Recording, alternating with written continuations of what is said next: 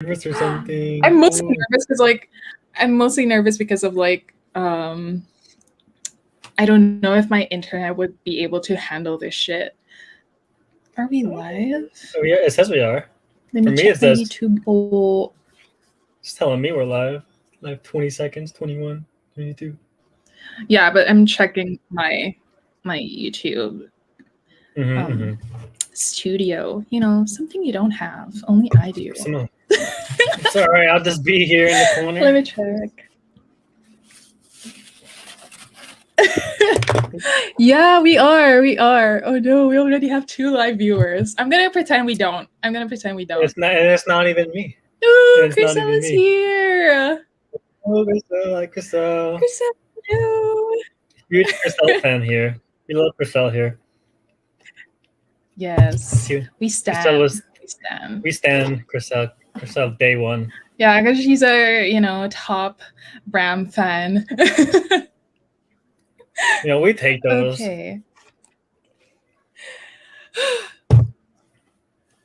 You good? Oh, there's also Pam. Hi, Pam. Oh.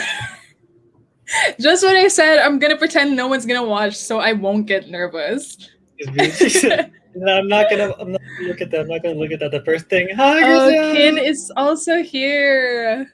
Hi, Kin. Kin is the one who said that you're Timothée Chalamet. Huge fan of Ken here. We love Ken too.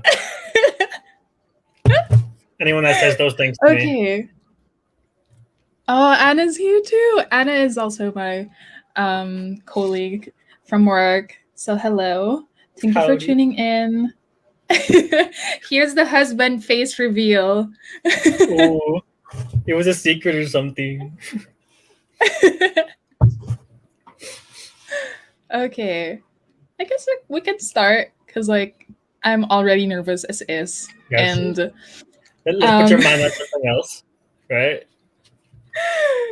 Okay, I'm not gonna look at the comments first because I can see how many viewers we have. But so yeah, hello friends and strangers. Welcome to our live discussion about Brandon Sanderson's The Way of Kings. So here's the book. I am joined today by a super guapo guest who also happens to be my husband. So who is this handsome guest? Can you introduce yourself, please? Okay, I am Bran. I am, as she said, her guapo husband. I am humongous sci-fi nerd, specifically Star Wars. But I also love Lord of the Rings and Game of Thrones. So when I'd look at the summary for Way of Kings, I was like, this is easily a book for me. And at first, I was someone who was very skeptical about getting into certain book series, specifically fantasy book series, because some of them that I've tried to dive into, a lot of them, their books were very, but the world building was kind of boring. Sometimes there's world building where it's you have to put the pieces together, and there's other times where it's like they start off in the beginning and they say, this is what this is, this is what this is, this is what this is. Yeah. So in which case it just takes all the fun out of it for me. But luckily, I was able to be introduced to this series here, and I'm a humongous Cosmere nerd. Already. Gosh, you're just on your 3rd book. You're already a nerd. Yes. Listen, I'm taking my time with the 3rd book because I could have finished Warbreaker in a day. Because after those 1,200 page books, yeah, and I finished I finished the Words of Radiance in 2 days. Pretty much, it was 2 days. Yeah. I can't relate because I finished The Way of Kings in a month. And if we said we're gonna buddy read, You left me. Okay, first off, this is just introduction. Okay. This introduction has got paused. Chat. Okay, so it would be much easier to buddy read with her if she didn't say, my brain cells can't handle this anymore, and then she'll switch to 3 other fucking books. And so she finished 2 or 3 other books in that time span when I was reading this one. No. So you're calling me out. Yes. It was a readathon, okay? It was a readathon. It was a And readathon. it's not part of the readathon, you know. Actually, it was. Actually, it was. I just don't think I can finish it in 2 weeks because like the readathon was in a span of 2 weeks. It's So anyway, okay. Keep your feet tacked. That's okay. Are you done introducing yourself? What else do? I play video games. I guess I do that. Yes. His link is actually in the description below because he plays Smite and you have a Twitch channel. You know, maybe someone's out there. Oh yeah, trying to watch my video games. Yeah, we take those. We take all the follows, even if you don't want to watch. We still take follows. We take all those things. Oh, Pam of the lag for a second there. So anyway, since you, oh no, make it stop. Make it stop. Not just for a second, actually. Am I back? Can you hear me now? Yeah. Again? Yeah. Okay.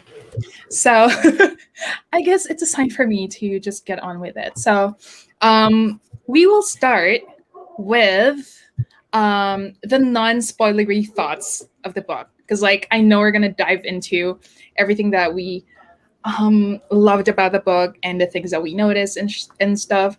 So before moving on to that, this way we can briefly let out what we felt about the book overall, and as a way for us to, just convince readers out there to pick this amazing book up. And starting with, I'll share first. So I think starting with, I wanted to highlight really the accessibility of the whole book. Right. And you briefly mentioned that earlier, because as someone who doesn't usually read high fantasy, like I read fantasy novels, I do, but I don't usually pick up high fantasy novels. And I say that it's accessible because even though it's a fucking chunky book, like it's 1,200 pages and it's enough for me to like be intimidated. It was accessible. The writing is accessible. Like, I think the writing itself is not confusing. It's more of like the things that were happening at first. That's what made it confusing for me, at least. But writing wise, it's not confusing. Even the plot lines, even though they were told in different POVs, they weren't confusing at all. And you know that everything would just make sense in the end.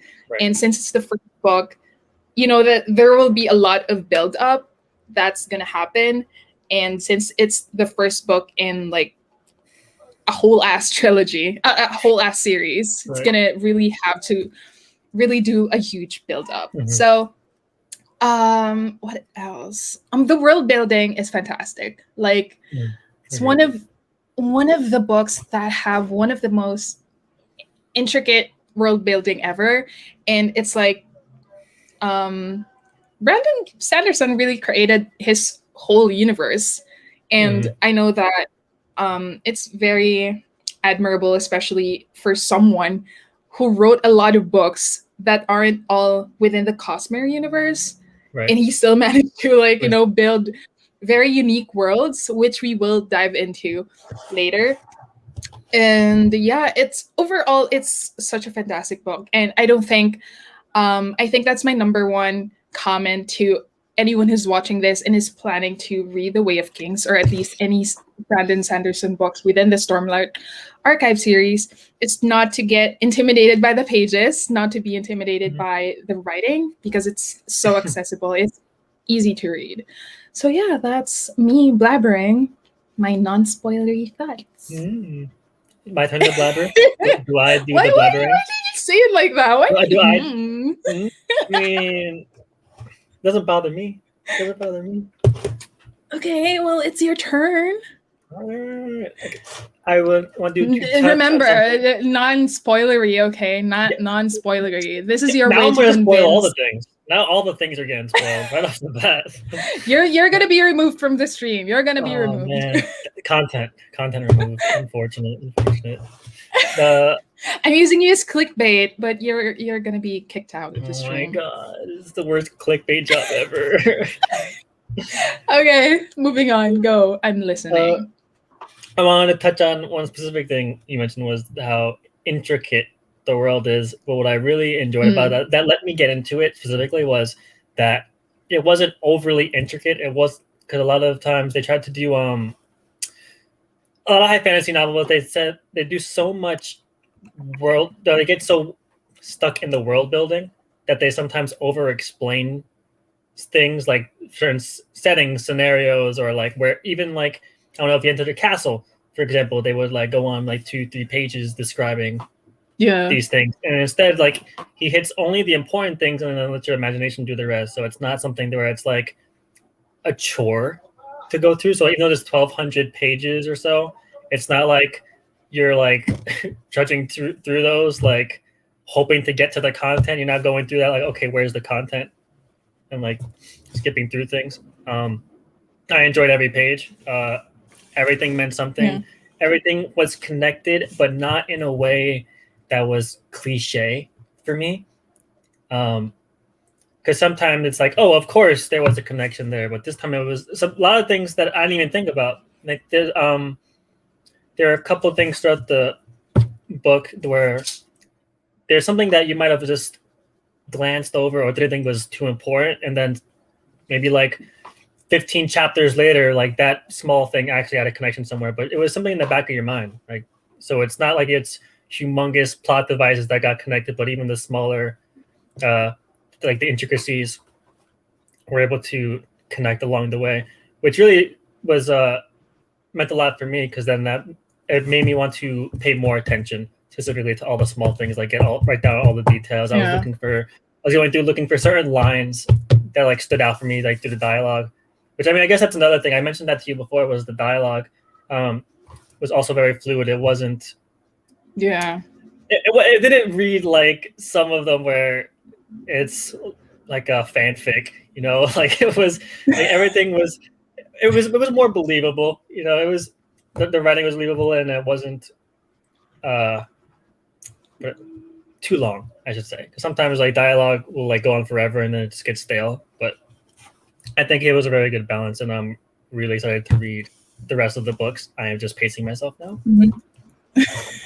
And you're waiting for me ish? Waiting? Listen, that 600 pages is nothing. I can finish that today. I'm taking my time, reading a few chapters a day for Warbreaker. You know, I'm giving you time. Sorry, I'm slow.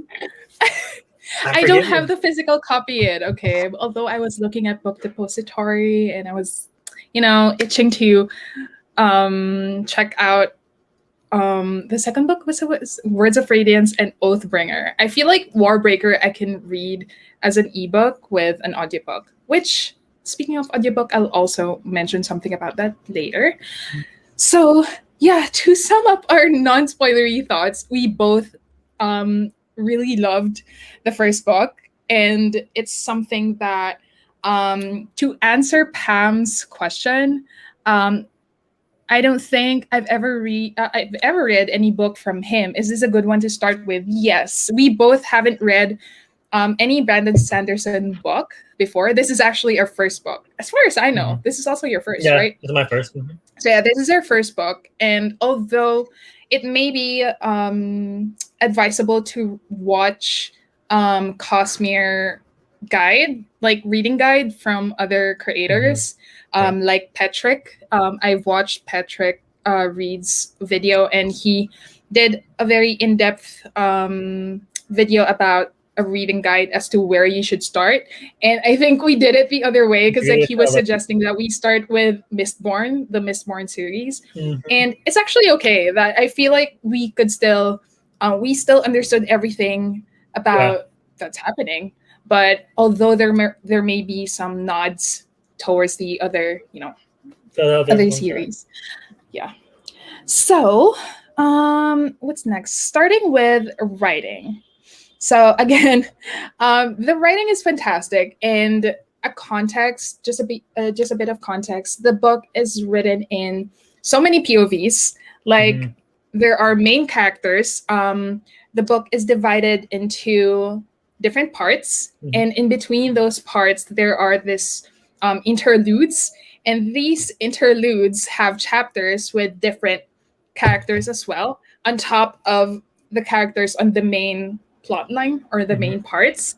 So there are multiple POVs, but the thing is, it's not confusing. It's not confusing at all because you can still what do you call this? How to English po?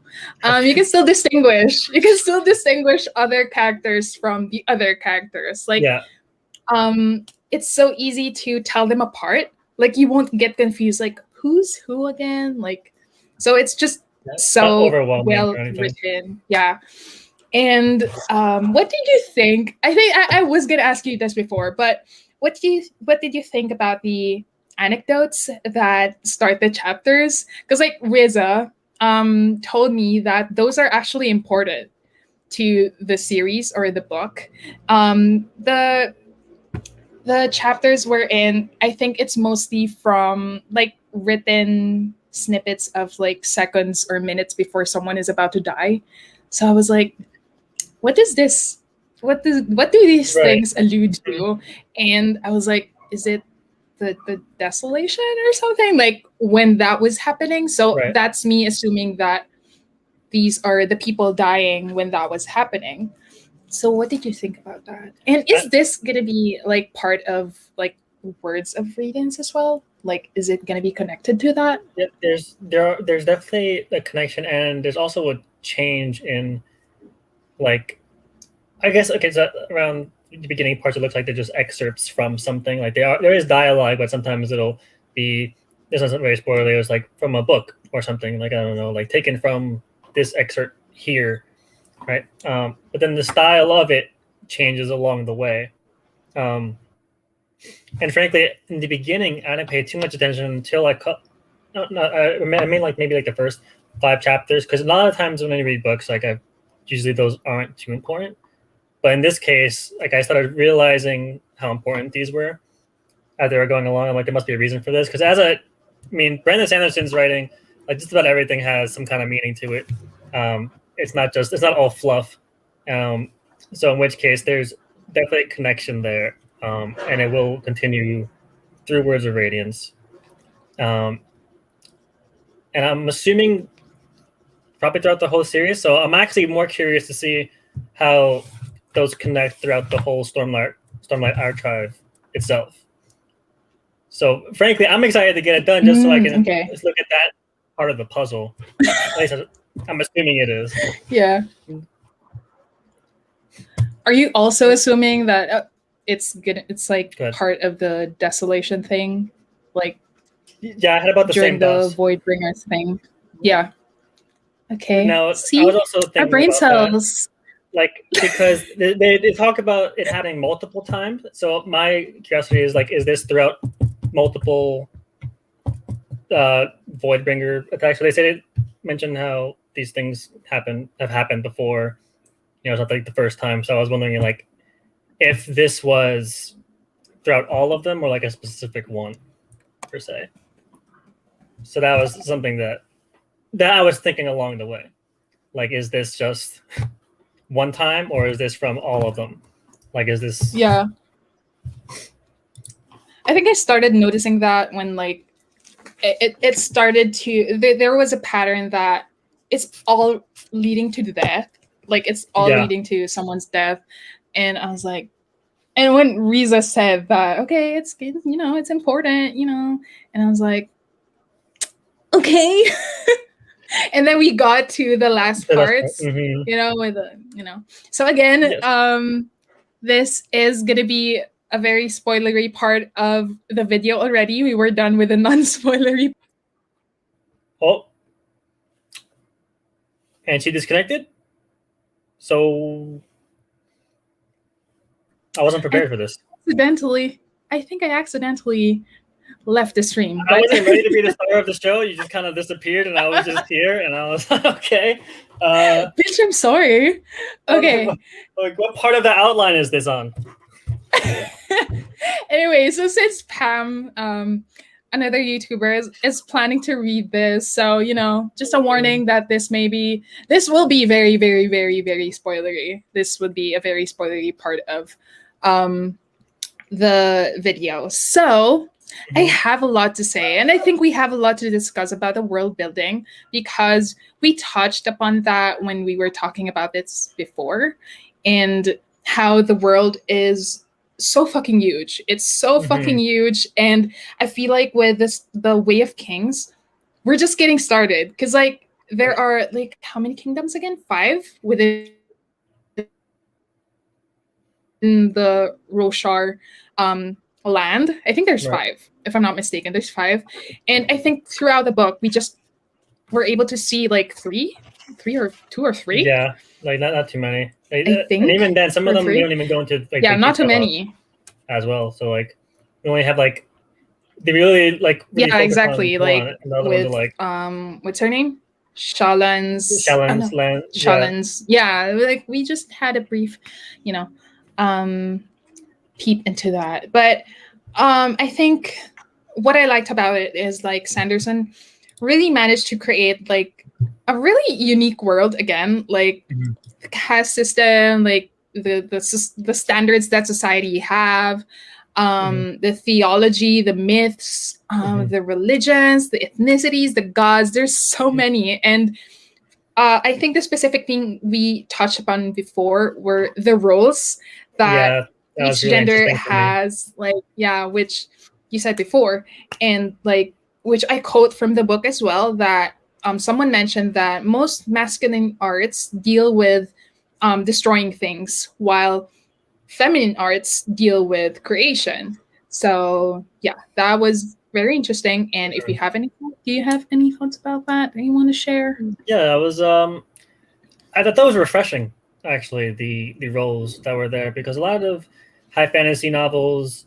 and even not even high fantasy novels, but like just a lot of novels themselves that have some form of reflection of, I want to say medieval times, like, as long as there's like swords and bows and arrows, like normally like all of those kind of, they have a counterpart like around like Dark Ages, medieval times, something along those lines. And normally women are usually portrayed as like just like mothers, like just or like trophies, just marriage alliances, like like someone to be married off to someone. They have like no real quality. The only thing they're expected to do is like look good and be quiet a lot of the times in these books. And actually, it was refreshing to me to see that wasn't the case at all. Like there are marriage alliances, but the women are expected to be highly intelligent.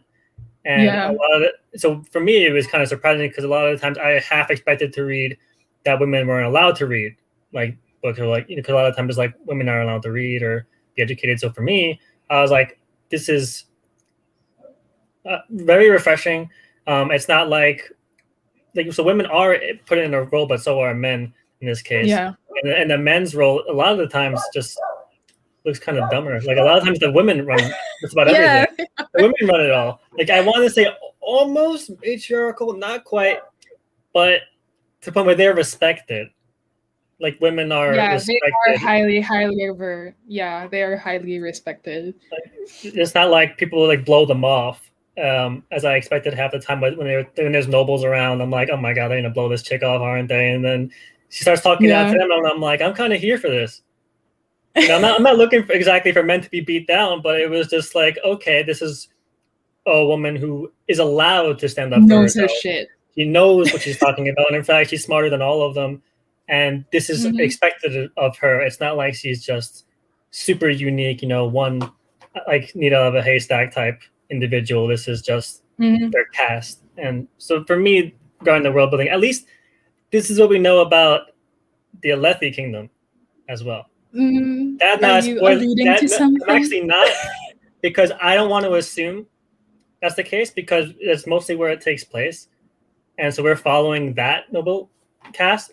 And then in Warbreaker, I'm not going to spoil anything about that. I'm not too far in it myself. So I'm not going to assume. But I am learning different things about their culture. So I'm trying not to assume the same things from the Alethi culture over to wherever this other land is. Because there are 5 other kingdoms that we haven't really exactly. We haven't gone into. So at least in this series, as of yet, that is what I'm looking at. So I'm actually very excited to see the contrasts. Yeah. Actually, when you mentioned that, I was like, it's only when I realized that even the magic system may be different in other lands, even their economy could be different, but at least with the Way of Kings, the first book, it's all very interesting for me. I took a lot of notes from that because like I was big braining. Like fuck, there's so many terms, there's so many things that I have to remember because I'm assuming that everything would be vital to the whole story. Yes. Because it is, but it's not as if like it's not info dump because Sanderson has a way of like just how do you say this? Like I didn't have to memorize all the levels of the spheres or like the gemstones that the spheres have because like it's not as if like okay you need to remember this because this is what happens in it's more of like okay it's you're gonna be guided as well when that happens like if it's an emerald thingy this is what it is again so the spheres, their currency is actually one of the things that I find very interesting because they have different values to what type of gemstones they have. And depending on the color, like there's the emerald, there's the diamond, and that the gemstones have to absorb stormlight within them so that they can glow and like I don't know. It's just the fact that they are rechargeable. Yeah, rechargeable it's interesting money. For me. We love that. Rechargeable money with different colors. It's not all rechargeable money. Oh my god. You can use your money to illuminate wherever the fuck you're going. Yeah, but at the same time, I wouldn't want to do that because I'm holding my money in the out there for people to steal from me. It depends on the value of what you're holding. So maybe just the diamond, because I think the diamond is the lowest denomination. So maybe the diamond, you use it for elimination. We love that here. Which actually it threw me off. It threw me off at first. Not in the sense of like I didn't like this, but just trying to imagine a sack full of glowing sphere rock things. Like I'm just thinking like how heavy that must be to carry that shit around with you all the time. At the same time, I just imagine people like trying to trade with that. Like, what if it's a lot? I mean, I guess I'm trying to think of how it breaks down like the chain system. Like when you make change, like we know the denominations, but how much breaks into how much. So I guess that's something I actually didn't think of till right now, like exactly what the equivalent exchange would be. Yeah, gonna get changed with something. Because I think that wasn't it wasn't he didn't dwell into that kind of detail. Yeah, at least so it's more of like when someone's buying shit, it's okay. This X amount of spheres. It's like they don't have X amount of centavos or whatever. It's like it's exact. And I think another thing that kind of threw me off, which wasn't a huge part of the book, is that soul casters use them to like make food and other stuff. So I was like, that bit was a bit confusing for me because but when we got to the ending, I was like, I think there's more to it than what we were able to read. But the whole economy is interesting for me. And soul casting was like so funny to me, at least like when they were briefly mentioning it, and like them here's a bunch of rocks, and then it's like they put their hand on it, and it's like poof, bunch of sandwiches. Like it's kind of nuts to me. I was like granted it's all grain, no sandwiches, but it's just funny too. But if you think about it, how would they turn that into food? Like it's not mentioned that they need to be chefs. The soul casters need to be chefs to turn things into food. But think about it. Like if you're gonna soul cast a food, like do you have to memorize the recipe? It's like if you think of pizza, like if I'm gonna soul cast a pizza right now, is it gonna be like yeah, like what kind of pizza would it be?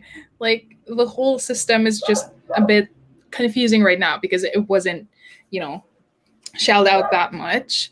So that's interesting. Because like if it's a sandwich, what kind of sandwich? What's gonna be in your what's sandwich? inside of it? And the worst part about that is they described that whatever they soul cast like doesn't really have any flavor to it. So it's like just kind of mush. So I don't say mush, but it's just bland. It's like me with COVID. That's what it is. It's me with COVID. It all tastes like nothing. We love that here. Spoiler alert. Got it. You really exposed yourself. I exposed myself. Listen, if anyone's gonna expose me, it's me. That's the first thing I'm gonna do. But you're feeling better now. Our dear audience is feeling better now. But yeah, he did have COVID. And imagine soul casting at the moment, and you won't be able to taste what I'm soul casting. I mean, shit. I mean, that just sounds like everything I ate over like a 3-week period. Okay, another thing with the world building is the way that weapons work in relation to their caste system. Like how when what do you call this?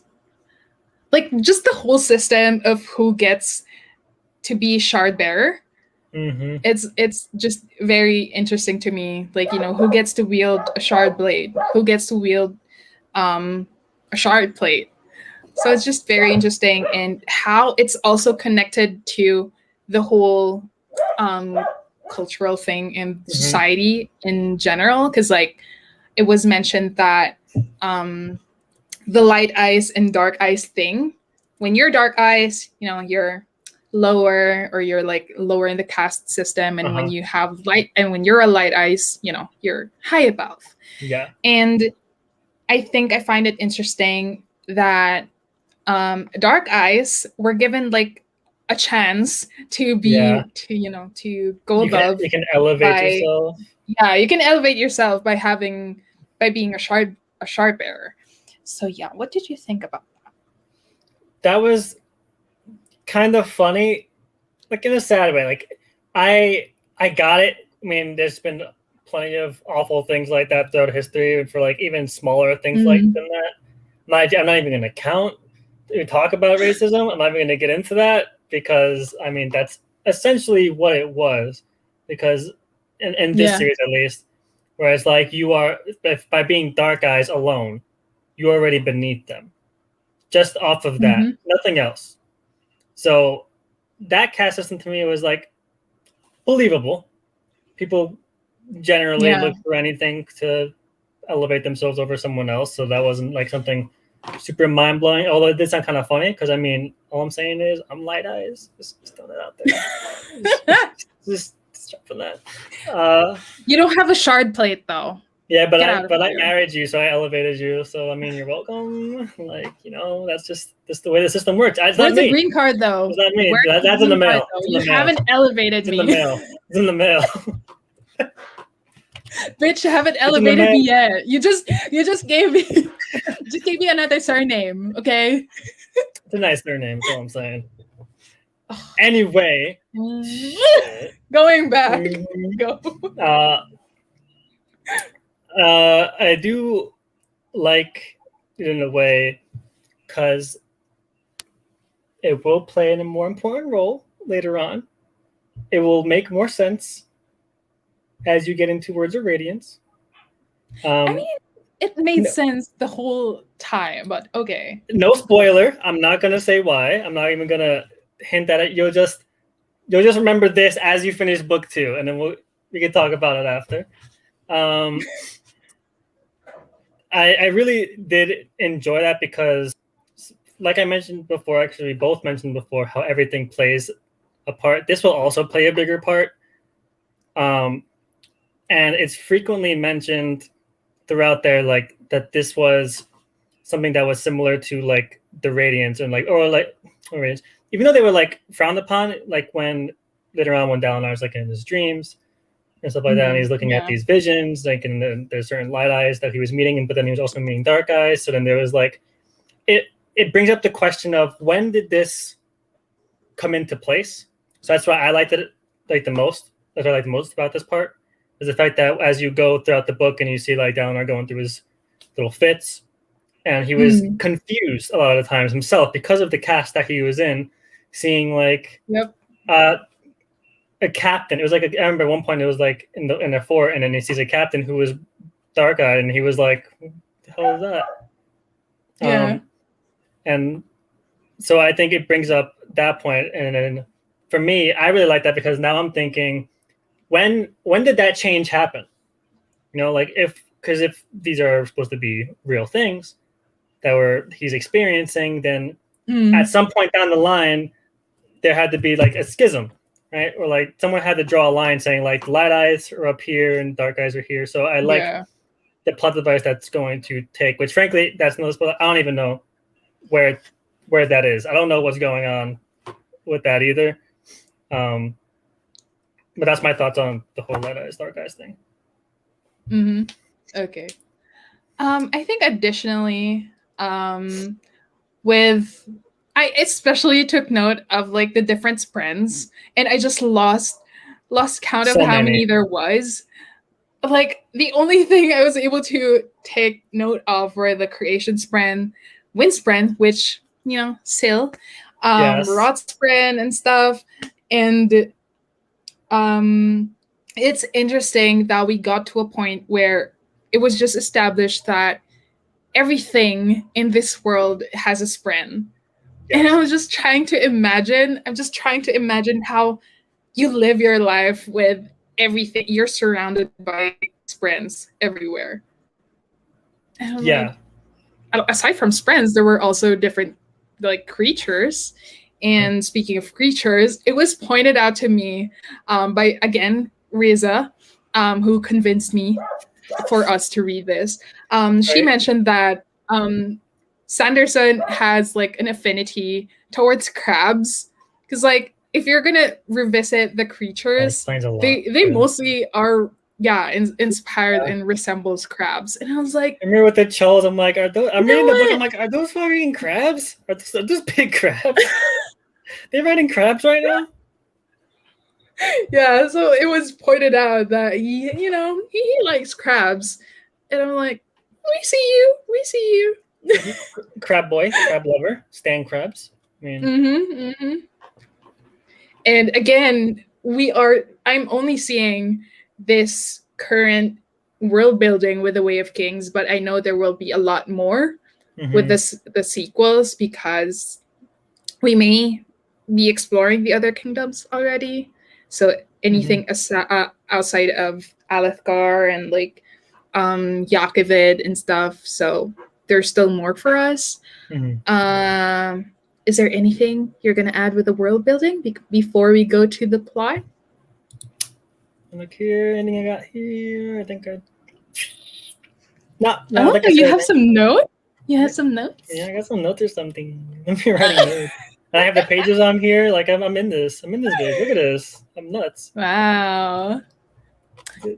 You're invested in my video. You're not just, clickbait. You actually have substance in this video. Not just a trophy husband. Oh my god, incredible. We love that for you. We stand not just trophy husbands.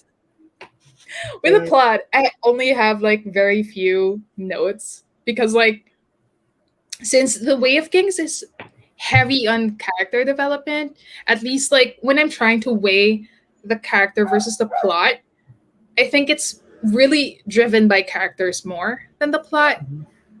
So that's why my notes were mostly on characters, and I have a list of best moments. But in terms of the plot, I think it mostly revolves around this vengeance pact / war between Alethkar and the Parshendi. Wait, I think we haven't given a bit of context about the Way of Kings for the readers. No, not at all. It's okay. We're at plot. It's okay. Yeah, plot. We're in the plot. Okay, but I've took note of, because it's so hard to it's so hard to summarize. When I was trying to summarize it earlier, I was like, where do I even start? Because like all I'm thinking about were the characters and what happened in the end. Right. So I saw a very brief summary from supersummary.com, and this isn't sponsored. Girl, I saw that. Go ahead. Go ahead. The Way of Kings by Brandon Sanderson is an epic fantasy novel, and it is the first in the projected 10-book series of the Stormlight Archive series. The Way of Kings take place on the continent of Rashar, which we also already mentioned, and follows the main character, one of the main characters, Kaladin, who is a soldier in a war between his people and a race called the Parshendi. The story also closely follows High Prince Dalinar Kholin, who is trying to figure out the origin of the conflict, and Shalan Davar, a young woman who is attempting to save her family from financial ruin. And again, as we also mentioned earlier, since it's told in different perspectives, each has separate narratives on their own and are happening like, how do you say it? Like at the same time. Simultaneously? So, yeah, simultaneously. Thank you, white husband, for Englishing for me. Okay, so go ahead. So yeah, that's a summary, and it's focused on again the ongoing war between the Alethi and the Parshendi. It's mostly rooted on the Vengeance Pact because a certain someone assassinated the king of Alethkar. So yeah, and Alethkar has been at war with them for years. I think around 6 years, if I'm not mistaken. Yeah, I think. So my question for you, what do you think about when the Radiants said that when the Radiants keep on showing up on Dalinar's visions that to unite them? So what do you think that, pertains to? So as the book went on, my thoughts changed with like each passing vision. So at first he kept saying, that was like a staple reoccurring theme, the idea of uniting them throughout his vision. Yeah. At the end. Yeah. How to put it? I have to take a note on that actually. Take your sweet time. Take your sweet time. That's all I do. That's all I do. So at first, I guess he was mostly thinking about combining the lords, because at first the question was he didn't get who, and then he saw like the lords bickering, and he's like, this has gotta be it. So my thoughts were about the same, but at the same time, I felt that was too easy. So for a bit, I didn't believe what he was believing, which was the thought that it was to unite the lords who were playing this war as a game and fighting just more for riches. Like they didn't really accomplish much of anything, at least for what they set out to do. They just keep repeating this cycle of go out, fight to get this big crab, right? This chasm fiend, and get its gem. And then go back and do it again and rinse and repeat. But with the way things were twisting and turning throughout other points, I felt like that was too obvious. And as we see near the end of the book, that it's clear that that's probably not what they had in mind. So for me, I think it's something Radiant-wise, because that's a continuous theme. That's the only thing from beginning to end that keeps showing up is the idea of the Radiance. And the only things, at least that beat the Voidbringers and things like that, which they're afraid of as coming. You're mentioning it's coming, but they don't know what shape the form is going to be in. What are it the Radiance. is exactly. So for me, I was assuming it was the Radiance, but that wasn't until like near the end, because I was just like, there's no way that it's just the princess. That's just too easy. you wouldn't be having visions from God telling you like something that simple. At least not with Brandon Sanderson's writing it. There's no way. I feel like there's no way that it's that simple. So that's all I gotta say about that part, at least. Are you just trying not to spoil me? I'm definitely also trying to do that. It's definitely in there.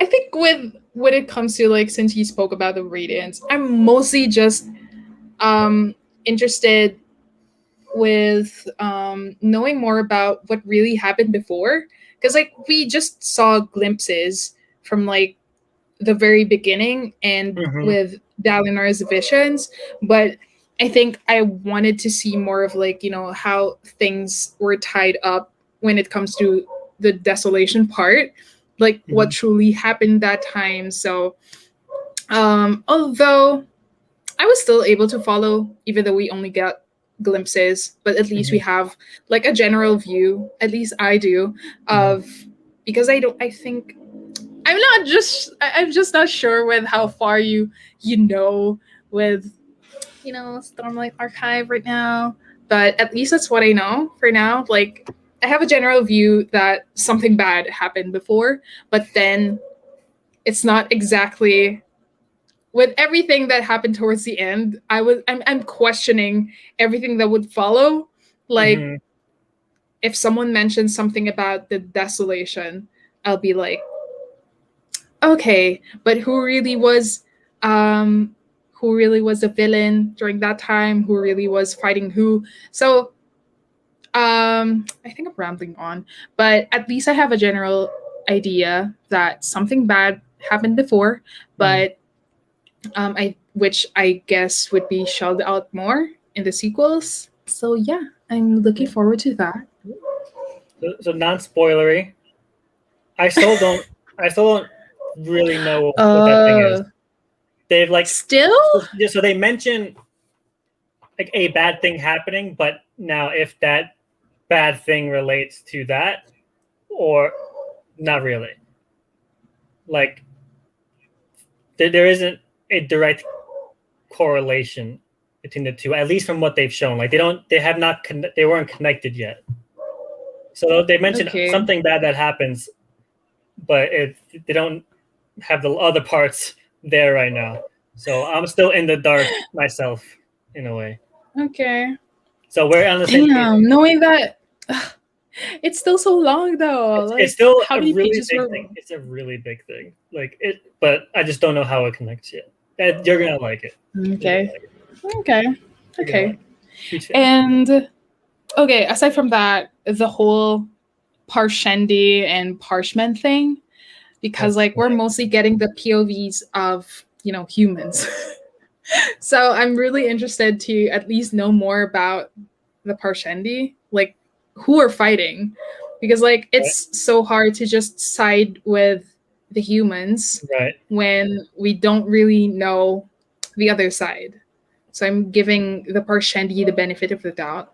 Yeah, I think that was I like that you used the word humans there, because at first I had no idea until certain parts, until you see like that the carcass and shit like that, where it was like they only really mentioned the skin color up until the reveal. The reveal. Like it was really just different skin color. Like they had like patterns and stuff like that. So I was, but they still, yeah. Assuming that they were just humans. So like I at least had the idea of they're humans or humanoids. They just have like different colored skin. And but for those who are watching, I mean like patterns, not like it's just green people running around. Like it's all mixed, matched, and stuff like that. But I think with the Parshmen though, like, aren't they like? So it's just their skin that is also different, right? But they still look like humans. They look human-ish, I guess. Okay, so they look like humans, but so we're already past the point where we're doing spoilery stuff now. Yeah. Anyway, so I don't have to be too afraid. that when Kaladin's going through like the trenches, stuff when he's going into the chasms, and going through bodies, and he mentions the fact that there's stuff growing from their bodies. Yeah. The what do you call this? The carpus. So they basically grew armor. Yeah, exactly. Armor. That's the word I was thinking. Armor. And it's part of their body because they use that as a device when he's like, we should just take their armor. And I forgot like who exactly said it to him, but whoever said it, they said the line of like, why don't you try getting it off of them? Because Kaladin at the time didn't realize that it was part of their body. Yeah, and so he was just trying to take the armor, and then he went through and realized I couldn't just pull that off, and it was literally growing from their bodies. So I guess that was the point where I thought, okay, this is why they're not.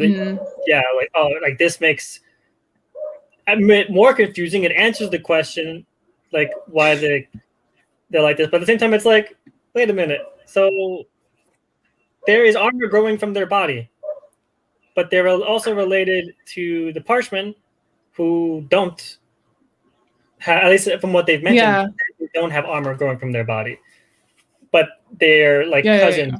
Yeah. So it brings the question, and it begs the question of like, what's the relation, and why do these guys have armor? And I guess the question also for me would be how. That's because I'm being too literal. Like, it's a humanoid race in a high fantasy book. I should probably not be trying to figure out why they have armor growing from their body. Maybe that's just me thinking too much. Yeah. Thinking. I'm trying to break it down too much about that. But again, want to play it. It's like he's gonna make you imagine things. Like, how does that work? But it's not as if it's lacking. It's more of just you wait. It's important, but there are more things that are going to happen that are actually important. So yeah, I just had to throw that there. I have nothing else for the plot because I have a lot to say about the characters. I took notes, a lot of those for the characters. We'll be excited. Okay, so with the characters, I think what I really love, and that's why I said that it's, at least for me, it's a very character-driven book, which I love because I love a good character development in books that I read, especially with fantasy. And like when a character is so well developed, it's like sometimes the plot is just something that, I'm second on my mind. And they are so well fleshed out, at least the main characters, because there are still a lot of questions with the other characters. And again, this is the first book, so I'm just like, I'm not going to overthink this. This is the first book. There is still a lot that's going to happen. I will meet more characters. Yep. And I just love that they have intricate backstories as well. Yep. And how Sanderson was able to merge the backstories, their past with the present. So like we have multiple POVs, and these multiple POVs have like the past and the present going on. And it's still not confusing. Like that's how well written this book is. And as someone who only has one brain cell, I was able to follow with everything that's happening. So I wrote some characters here, starting with Shallan and Yasna. So you go first. I have some notes, but you go first. What do you think about Shallan and Yasna? Their chapters. Let me check my notes. 1 second. Your notes are not handy. You have to. Oh, he's smart or something. Go. So at first, I told you already when I was reading it, kind of boring. At first, I found, but I think it's because most of it was a lot of literally learning. Like Shallan was just learning. Like yeah, Shallan was just just in books. She was us, but just nonstop in book. In which case it was a lot of dialogue and just talking about books and drawings. And so it wasn't that it wasn't interesting, but after so much of that, it's like you're looking for something meatier, right? You're like, where's a little bit of action? You don't have to be fighting, but like something big gonna happen yet? But I really enjoyed. For me, I think at least for Shalon before, if you look at her going into it, like when you meet her, she's already trying to meet Yasna and like become her ward. But I think regarding her situation, I liked watching her change. I like the growth for Shalon. Shalon was like really nice for me. It was more believable. Like she was put in a really difficult position, and as it went on, she grew, but not like it wasn't an unbelievable growth. It wasn't like she just had an epiphany and boom, it happens like it would be for most people where they're in a position where they have to make a choice and they do a leap of faith type thing. Yeah. And I really enjoy that because it was, for Shalana, it was like watching someone grow up. It was a very sheltered individual who had literally no outside contact from like her family estate. Just the idea of her chasing around Yasna to her different ports wherever she's ended up, and then even then to be rejected, and she's like, I need to do this, and she's breaking out of her shell constantly.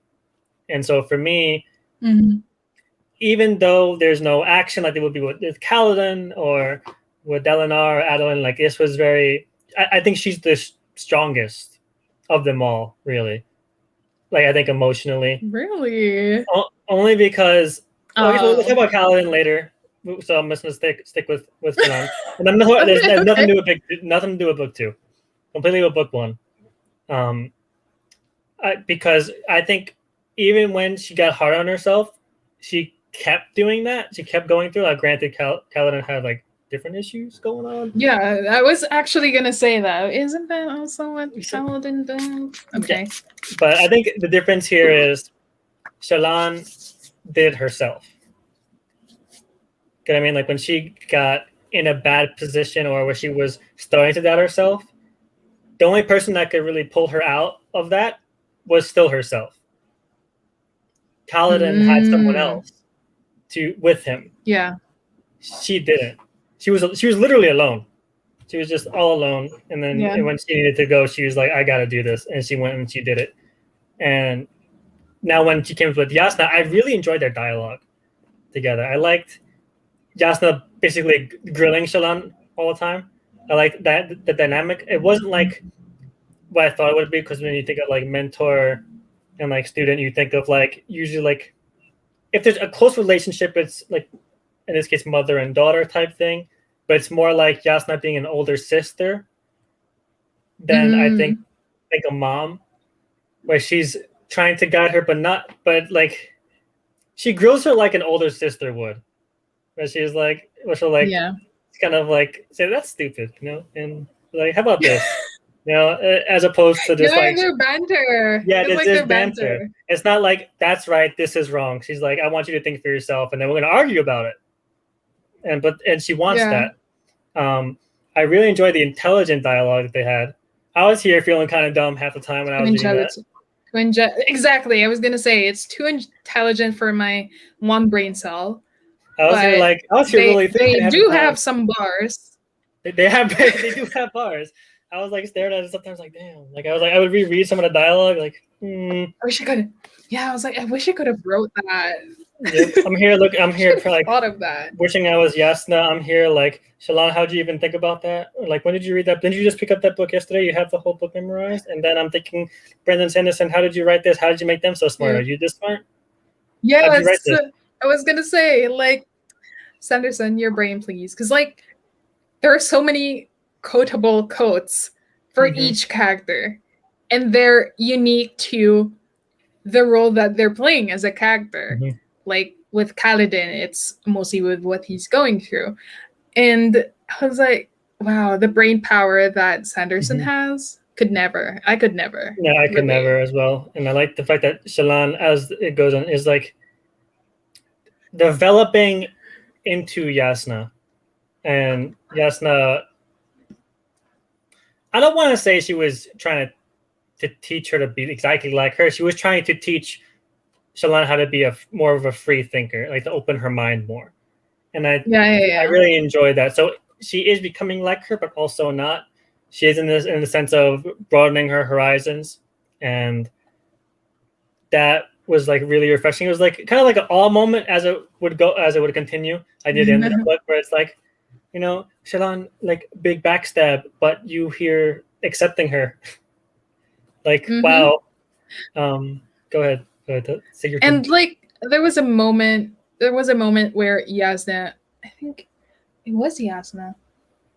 Was it like Yasna said that Shallan could actually be better than her.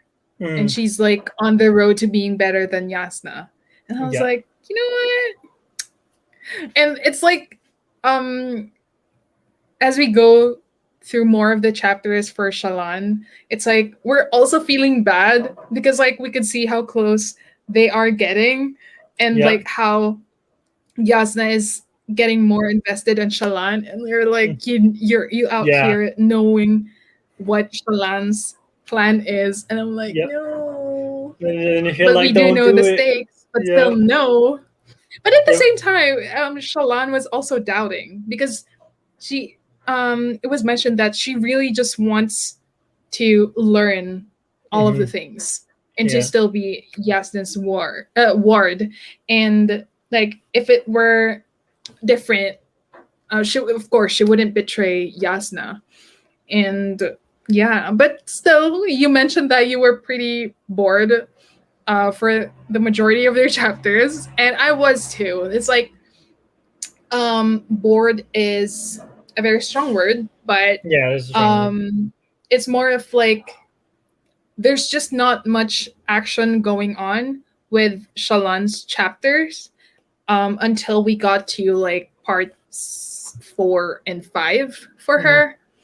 And although I was interested in her backstory though, like when she was thinking about home and she was thinking about Yakovid and how her family got into this shit that they are. And yeah, I think I mostly cared about her chapters when shit started to go down in chapters 4 and 5.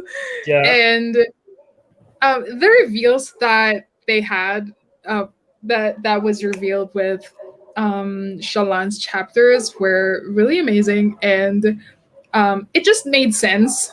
Yes. Like as you mentioned, when you were already done and I was still reading it, that it's like everything that you read in the previous chapters would be, it's not that, but it's this, but it still made sense.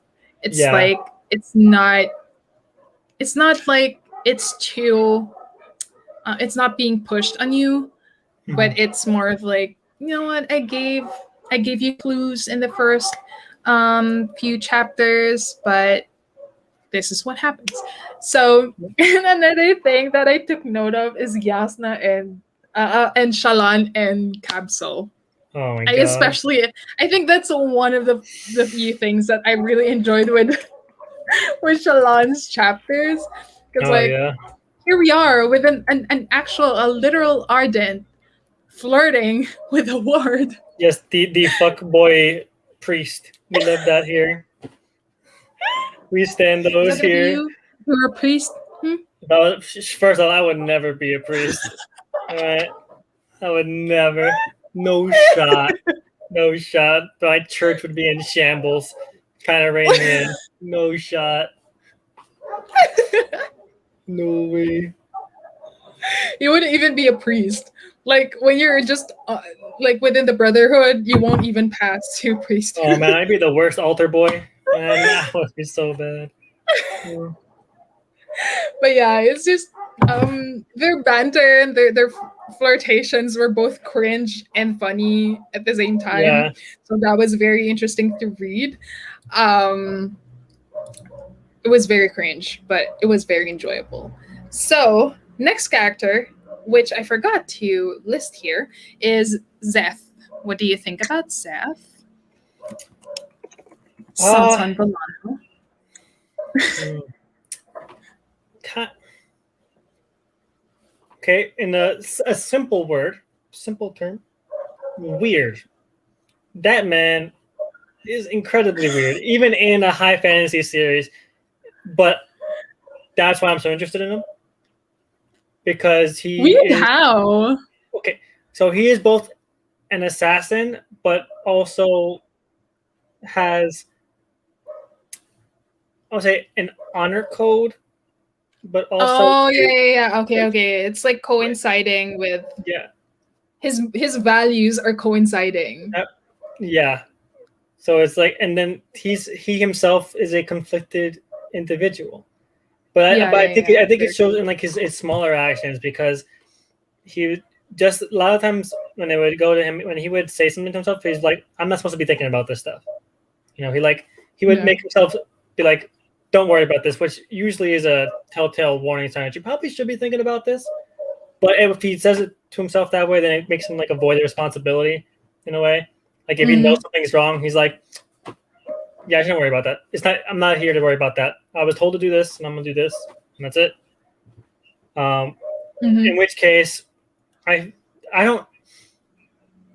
Even though he did some messed up shit, I mean, I can't view him as a bad guy.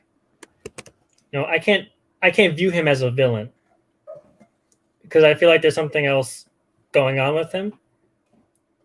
And I think that's the reason why. I mean, he's a character in this, and each character here has had incredible growth and have a lot of importance on them. And since Backstory, and you mentioned how these are all character driven, so Zeph is. I mean, I'm excited to see more of him, frankly.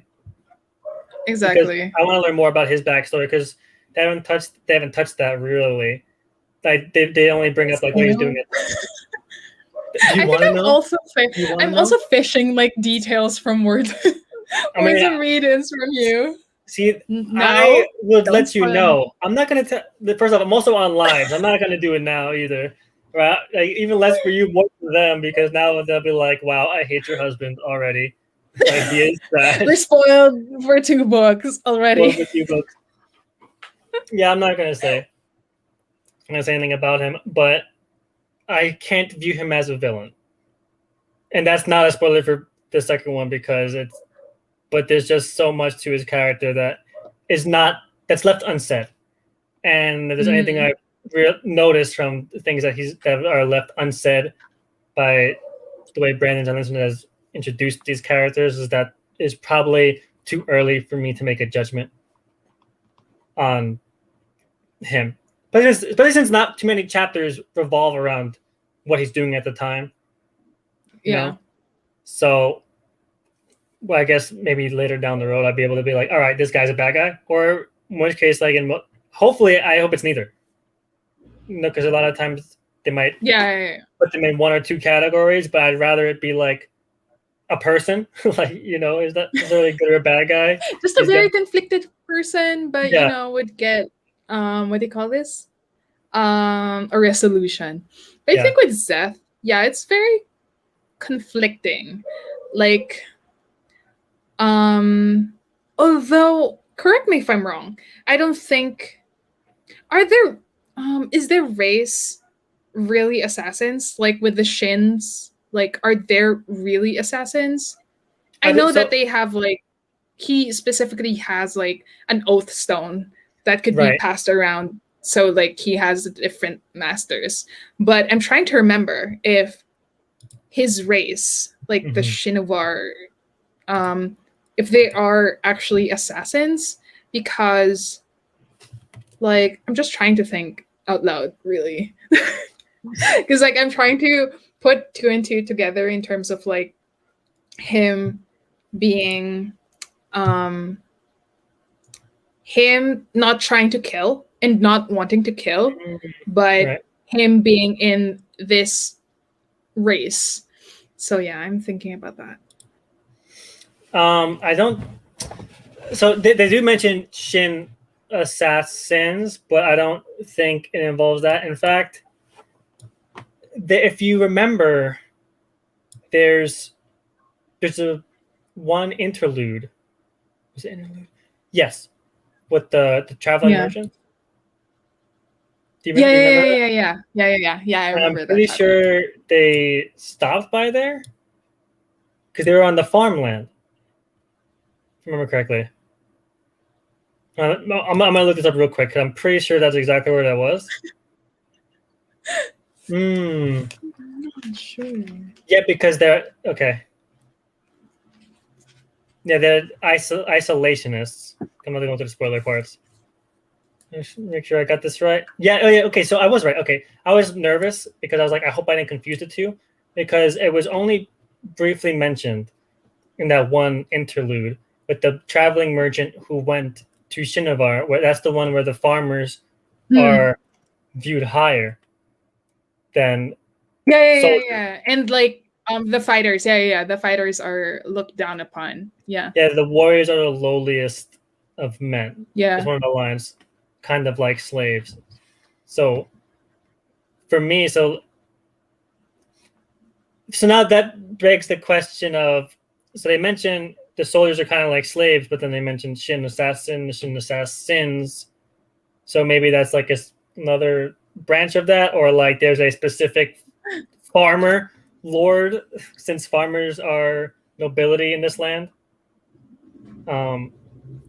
That maybe one of those guys runs them. Like, I don't really, they haven't touched much on it. They gave us like one chapter, and I don't want to read on past that one point. So I just want to say class structure to make sure it's the right one.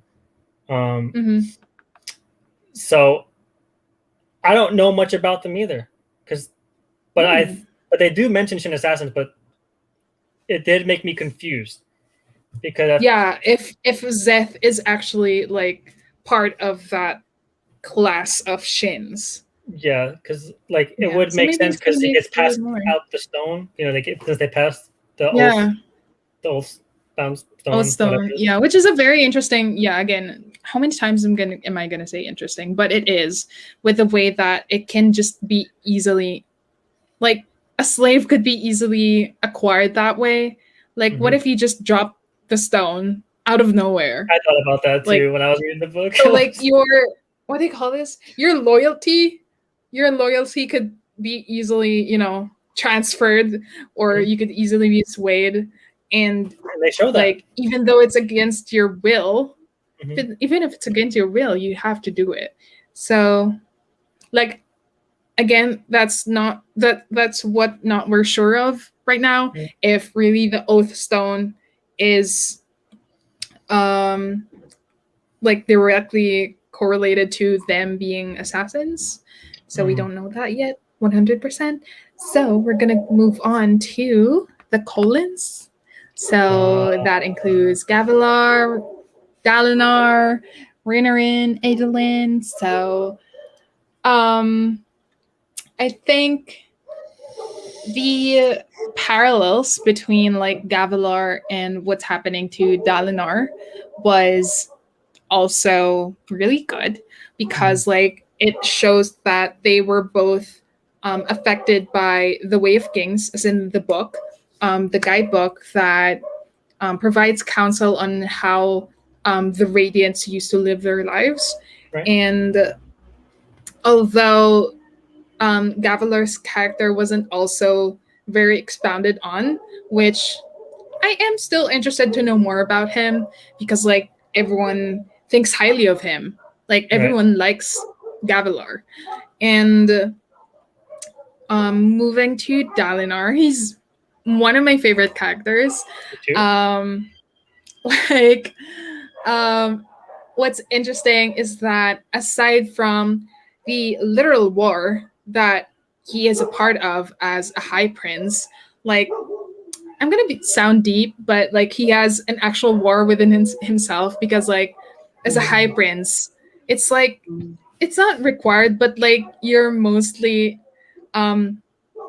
your affinity is mostly in wars, like waging wars, loving wars, winning wars, and how reading The Way of Kings changed him and his view of the world. Right. And that's one of the things that I really highlighted with the book, because it's very interesting just to see that Dalinar reflect on everything that has happened to him before, plus the visions that he's having. So yeah, how about Dalinar? So huge Dalinar fan. And it's funny you touched on something that we didn't actually say during this, but we mentioned stuff about it. Was about how intelligent the women are. Is the fact that men mostly can't read. There, how they don't learn how to read, and how they have the women read for them.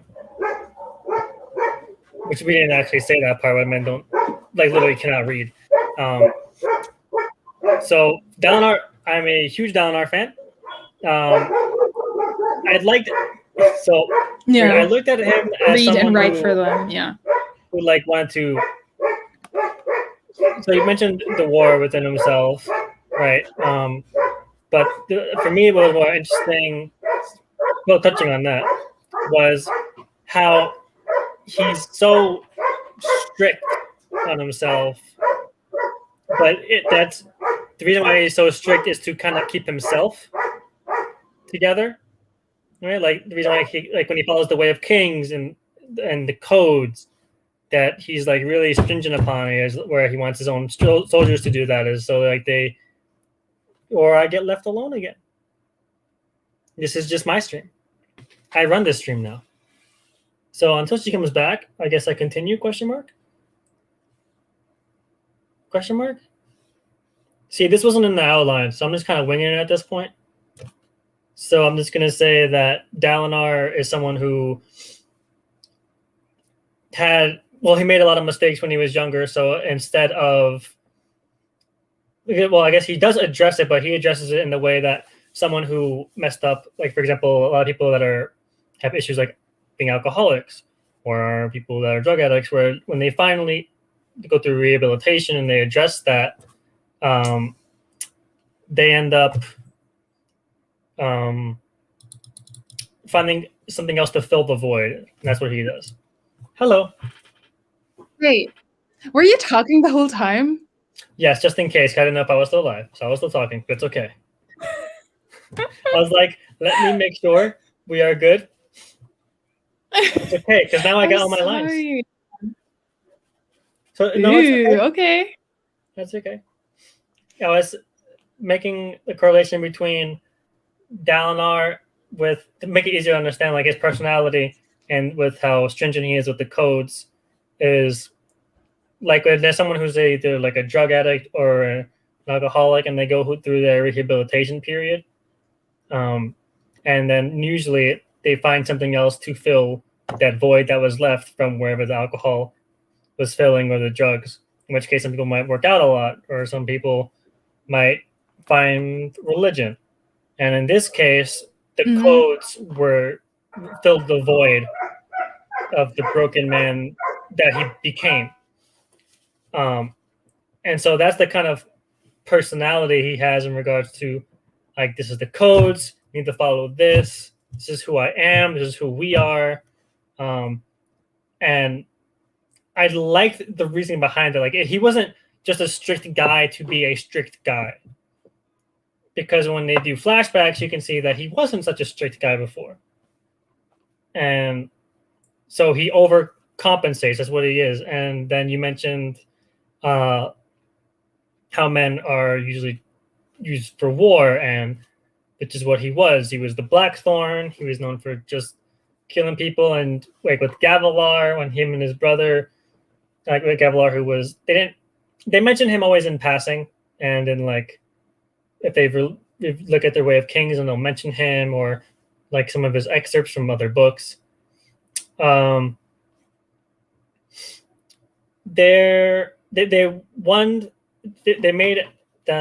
unified them through conquest. They unified all the High Princes through conquest, them two together, and Sudeus, like those guys.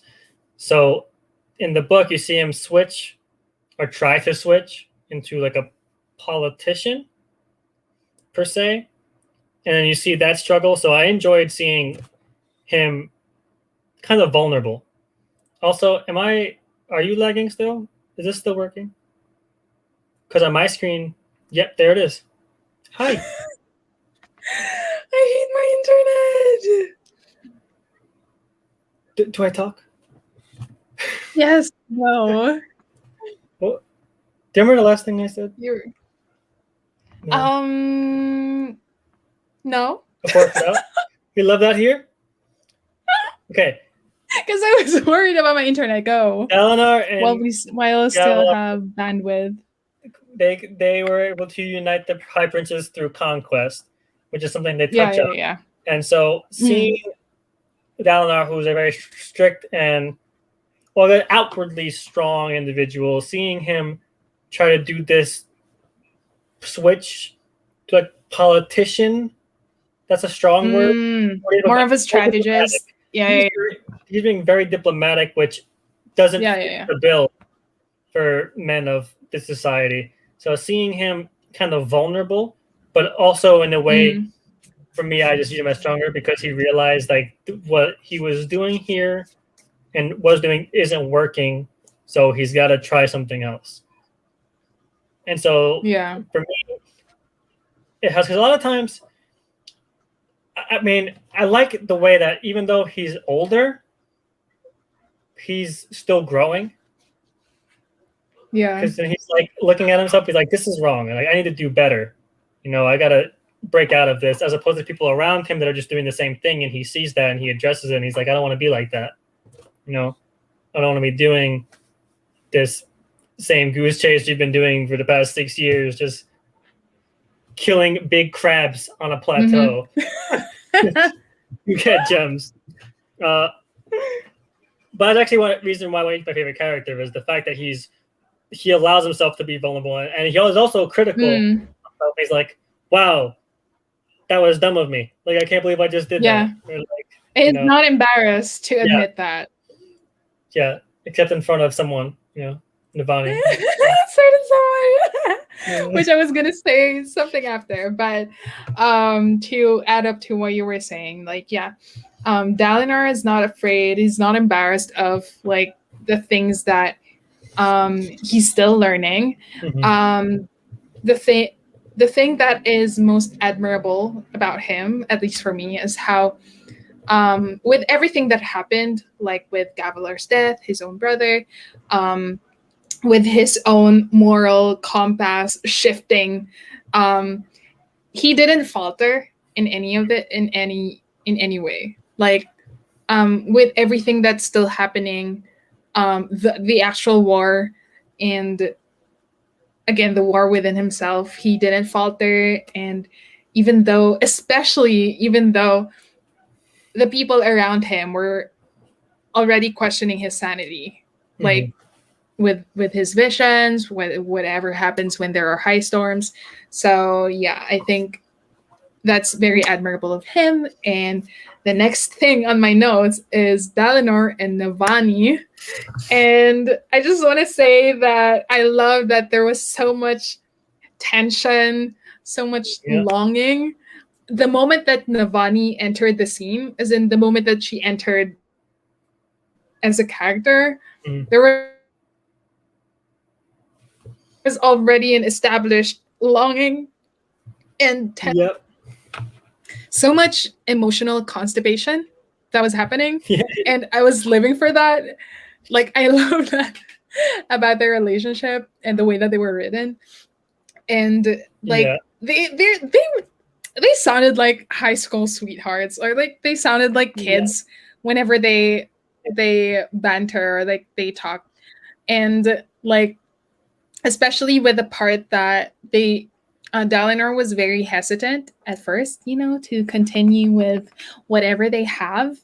And it just felt very high school for me, and it's not a bad thing. It's Dalinar is so cute for that. Like, he's so adorable. Like Although it's more than that. It's more of like their honor as Collins that he's thinking about, but I just find it adorable. Like he's not someone who's like just gonna jump into the opportunity, because like at the back of his mind, it's still his brother's wife.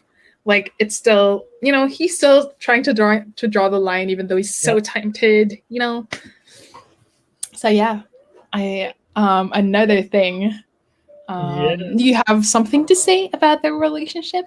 I was a huge fan. I liked. There are quite a few things, like quite a few literary devices I liked. Actually, when he was describing, they're like every time, sporadically through it. I guess kind of like.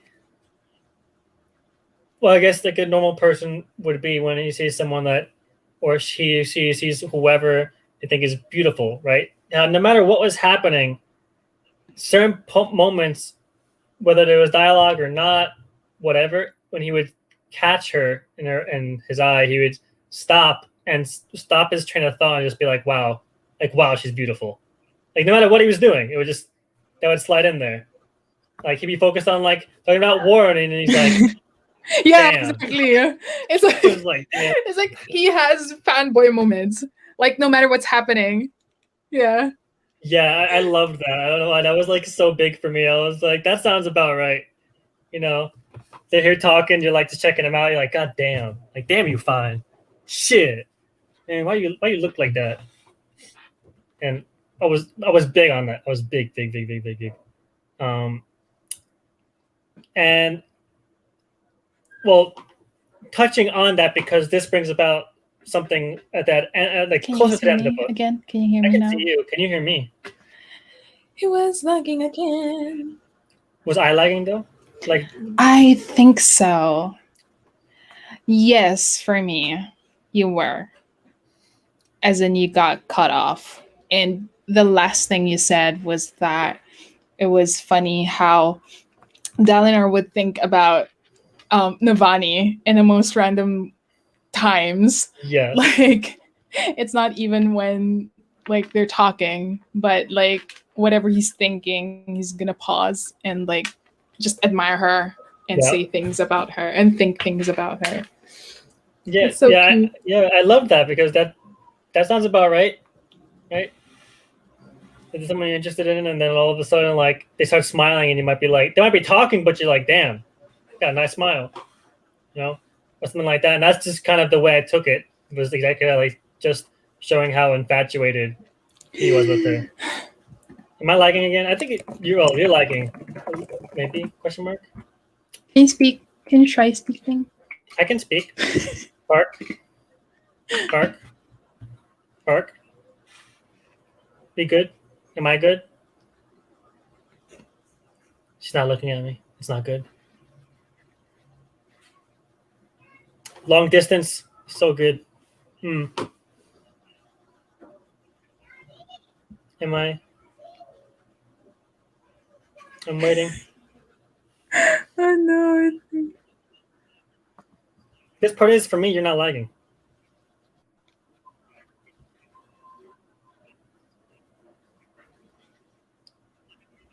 Still waiting. I'm the one lagging.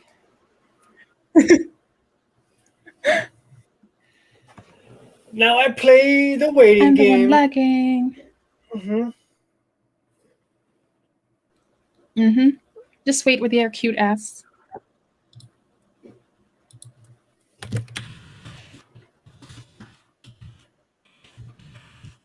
Test. Am I? Can you hear me now again? Well, I actually heard you the whole time. You weren't hearing me. Hello. I think I was assuming that I was lagging on your side because like there was like 15 seconds of like of like you not saying anything, and like I already said that anyway. So going back before like before my internet starts acting up again, we'll try to make this quick because I still have so many things to say. Like moving to Dalinar and Sadeas, I just want to say that I hate Sadeas on a very spiritual level ever since the books. I hate him. That's it. Yeah. That's the tweet. Yeah, that is Finn. Yeah. That's the end of the Stormlight archive. Close it. Done. Hate him. It sucks that for a second there, I was given hope that their friendship would be like, with your Kindle and stuff, but then the end happened and I hate him again. I hate him even more. So yeah, that's all I have to say about Sadeas because I just hate him so much. See, that's the only character that I would say is a villain, or as close to it as can be. Because I think it's exactly it. Because they give you that glimmer of hope. The hope, right? Tiny bit of hope. Yeah. The way you viewed him so far has been incorrect, right?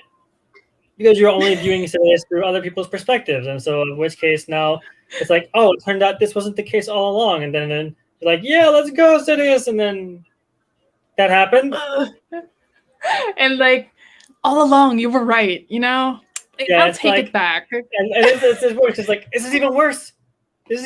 Yeah, because now it's like big backstabbing.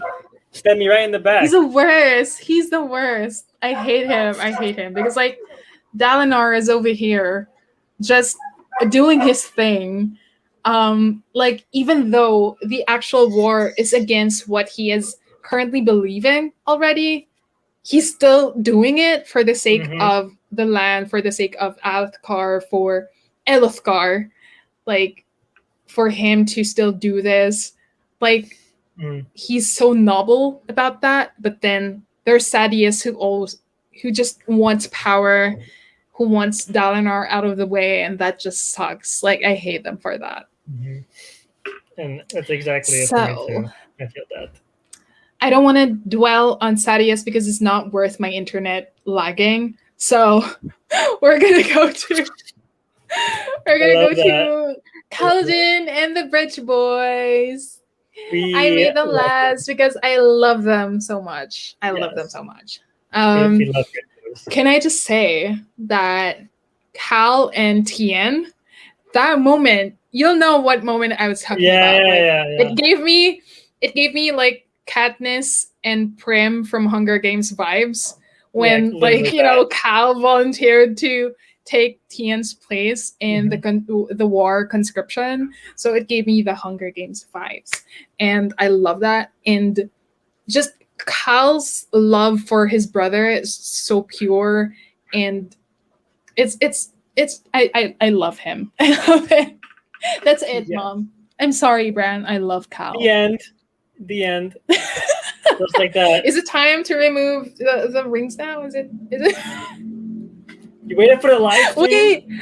Wait, I don't have my green card yet. We can do that. Okay, I don't love Kaladin that much. This stream sucks. Anyway, so I mentioned earlier something about the audiobook with Cal because when I read, I was reading it with my eyes and I was listening to the audiobook, and the way that it was narrated, it wasn't the same with what do you call this? The link that I showed you, the audiobook where it's like a movie in your head. So it wasn't that way because like the narrator for the audiobook was like a 40-year-old and that's just one narrator for all the characters, isn't for the whole book. And I mentioned to you before that Cal sounded and looked older in my head, but mostly it's because of the audiobook. Like he literally sound older in my head, and he's just 19, but he sounds 30 in my head. Yeah.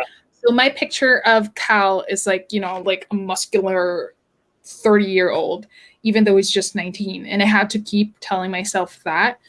Although, even with just reading, I think Cal is really just so mature for his age. Yeah. And we talked about it before. Like, it could be because of all the shit that he has gone through.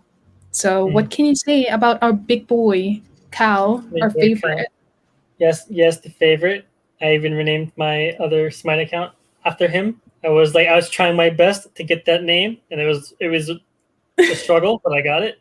And so, Kaladin, I mean, he's the character, like, I found the easiest to latch onto and just want to follow the rest of his journey with.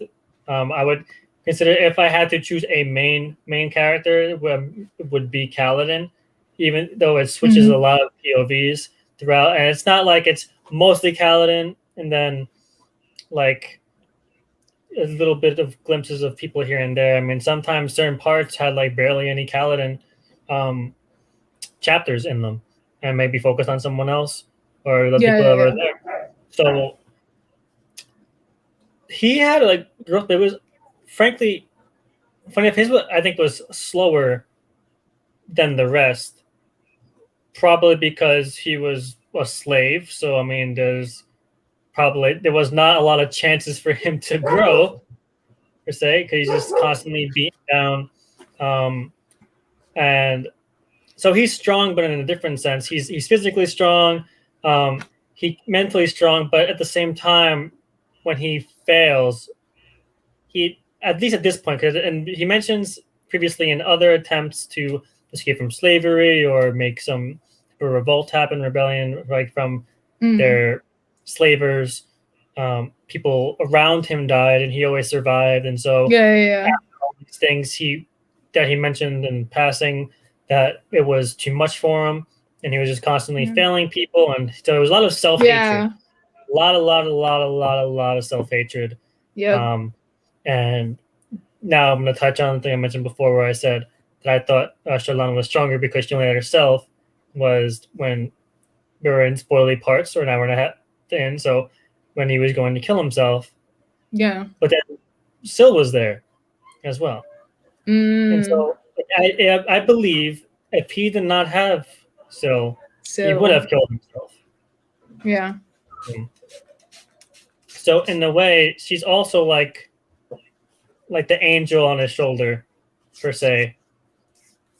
Just like, and then at the same time, making him learn more about himself sometimes and realize he was saying things that he didn't believe himself quite a few times. And Syl would point that out, saying, but that doesn't make sense. Well, and then he would have banters about that. And then in his head, he would say, like, I mean, she's right, but I don't like that. Kind of like when, like, you learn something about it, or like, okay, like, I'm gonna use a completely different like example of like situation. Yeah, so like, let's say you Pam, you're playing a game that's really hard, and then you just die off repeat at this one part, and then you're like, I hate this game. Which you Ghost of Tsushima. Yeah. yes, but like, you don't mean it. Like, this part's irritating you, but you don't mean it. And that's something that would happen a lot. And so she would point that out and be like, I don't believe you think that.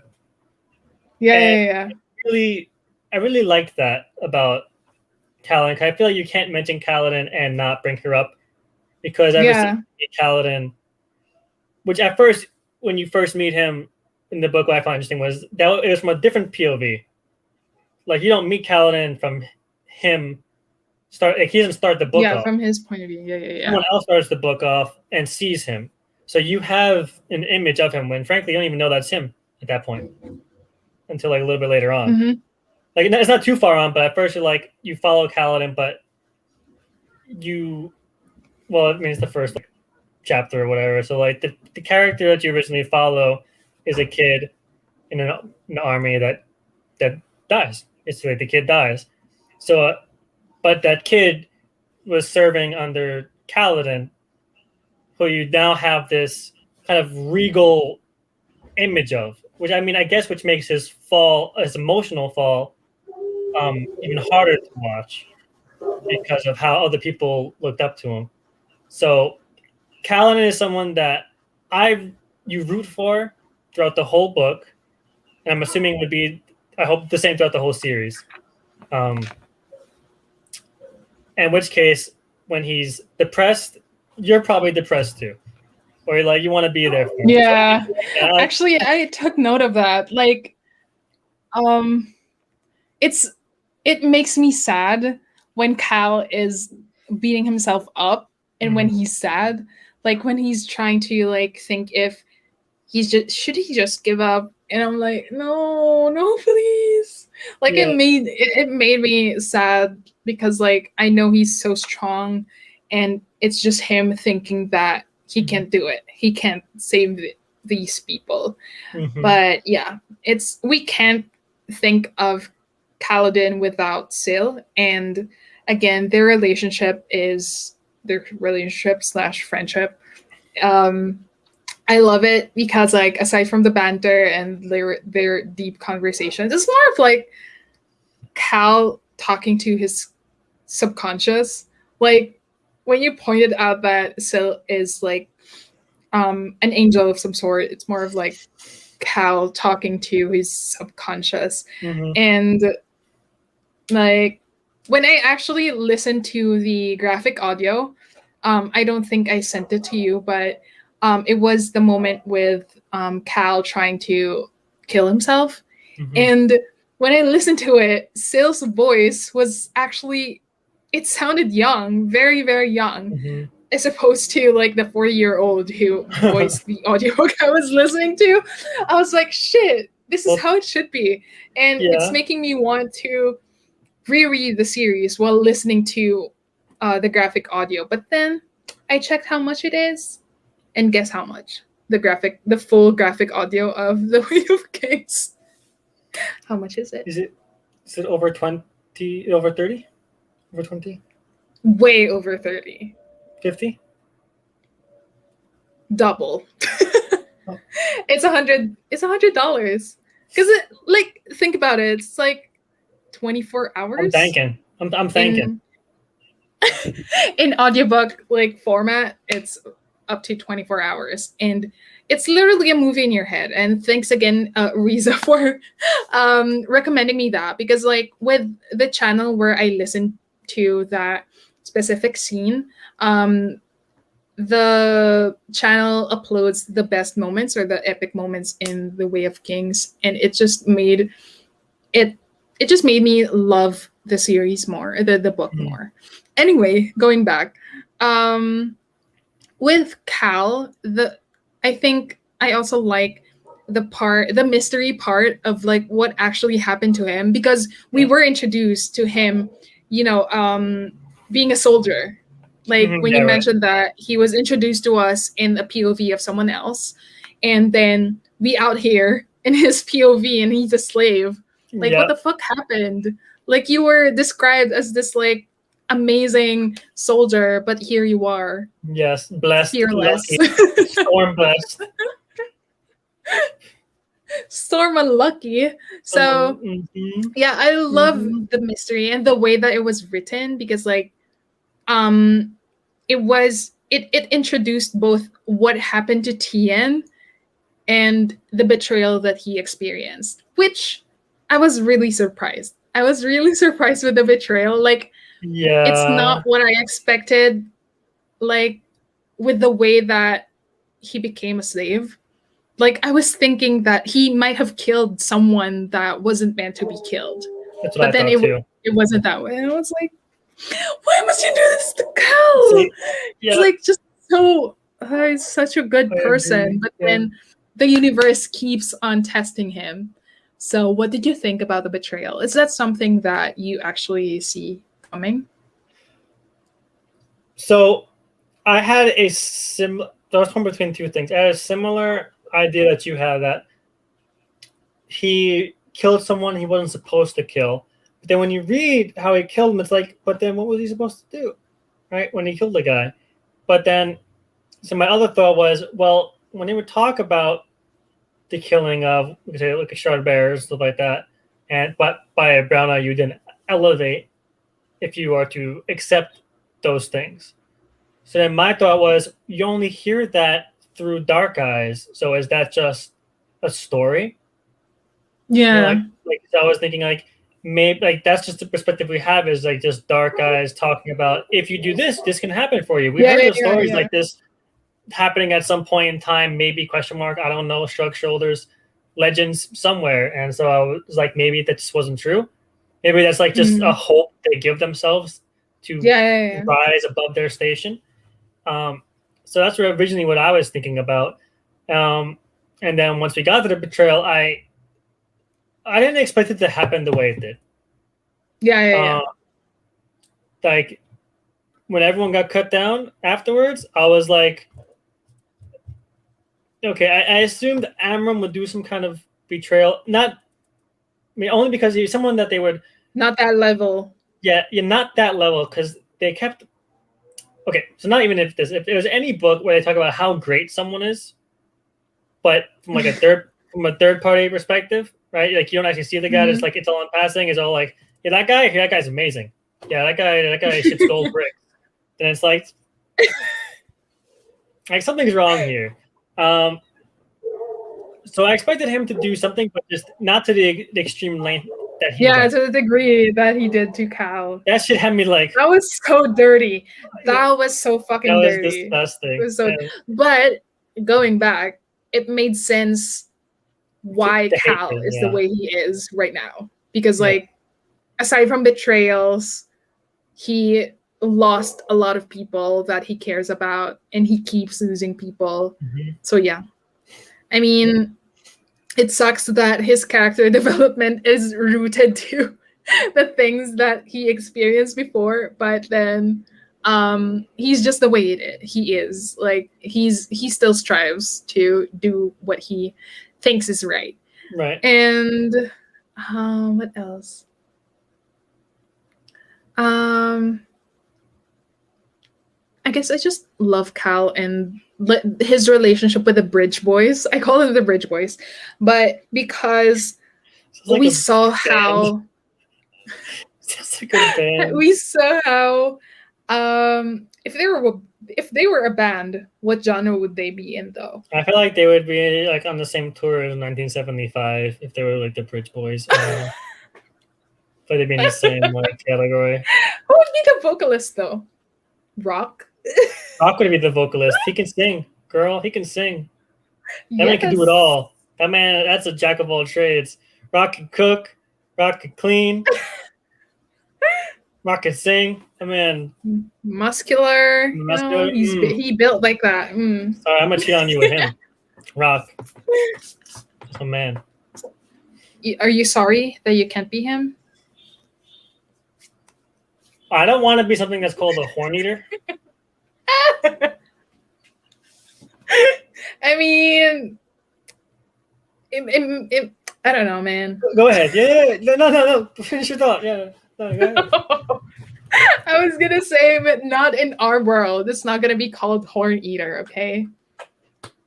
We're keeping this PG. We're keeping this life PG. I just like to think of him as like Dwayne "The Rock" Johnson, frankly. Yeah.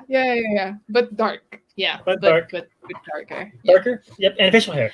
Anyway, so his relationship with the Bridgeman, and because it was very obvious that when you're a Bridgeman, you're like the lowest of the lows. It's like you're hopeless if you're a Bridgeman, and like, it's like when Cal was trying to. Well, at first, Cal was just trying to survive on his own. It transcended into him trying to save other Bridgemen. And I think that just shows that he's a very amazing guy. And what can you say about our Bridgemen? My favorite is still Rock. He's my favorite. Mine are Rock and Lopen. Oh.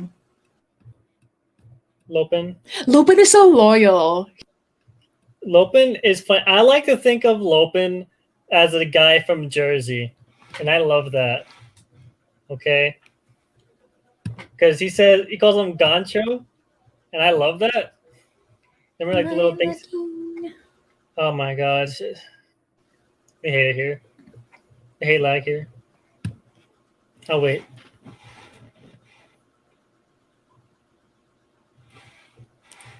Just waiting on Pam. We still waiting. Waiting on Pam.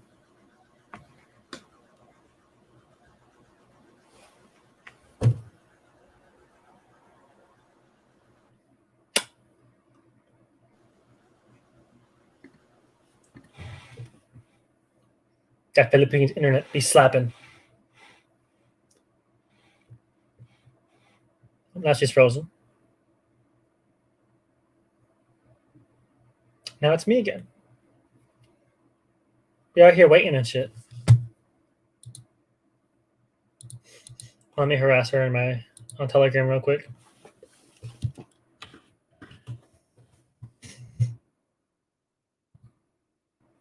Now I play the waiting game.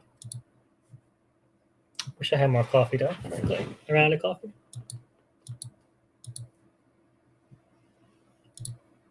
Pam says she's going to punch her internet. So I'm confused because she said that her thing lighted up. Here she is. Hi.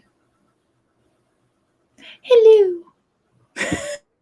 So even My when internet you sucks so bad. even when you disconnect, does that mean it's not live anymore? Because my thing still said live even when you were gone. So you can go with the show without me. That's I was doing good it. to know. I run this shit. This Is this Brand's Shenanigans now? Brand Shenanigans. Okay, then I run this shit. I'm appeased. I'm appeased that you can go with the show without me. Oh my god, you are so blessed. Oh my god. Wait, can we pause though and just give a short shout out to the people that are here? So aside from Ken, Chriselle, there's also Anna, my colleague, and there's Angela. Hello. There's Rach. I saw that Moe is here as well. Thank you for coming to the husband face reveal. Carl was also here. Another colleague of mine.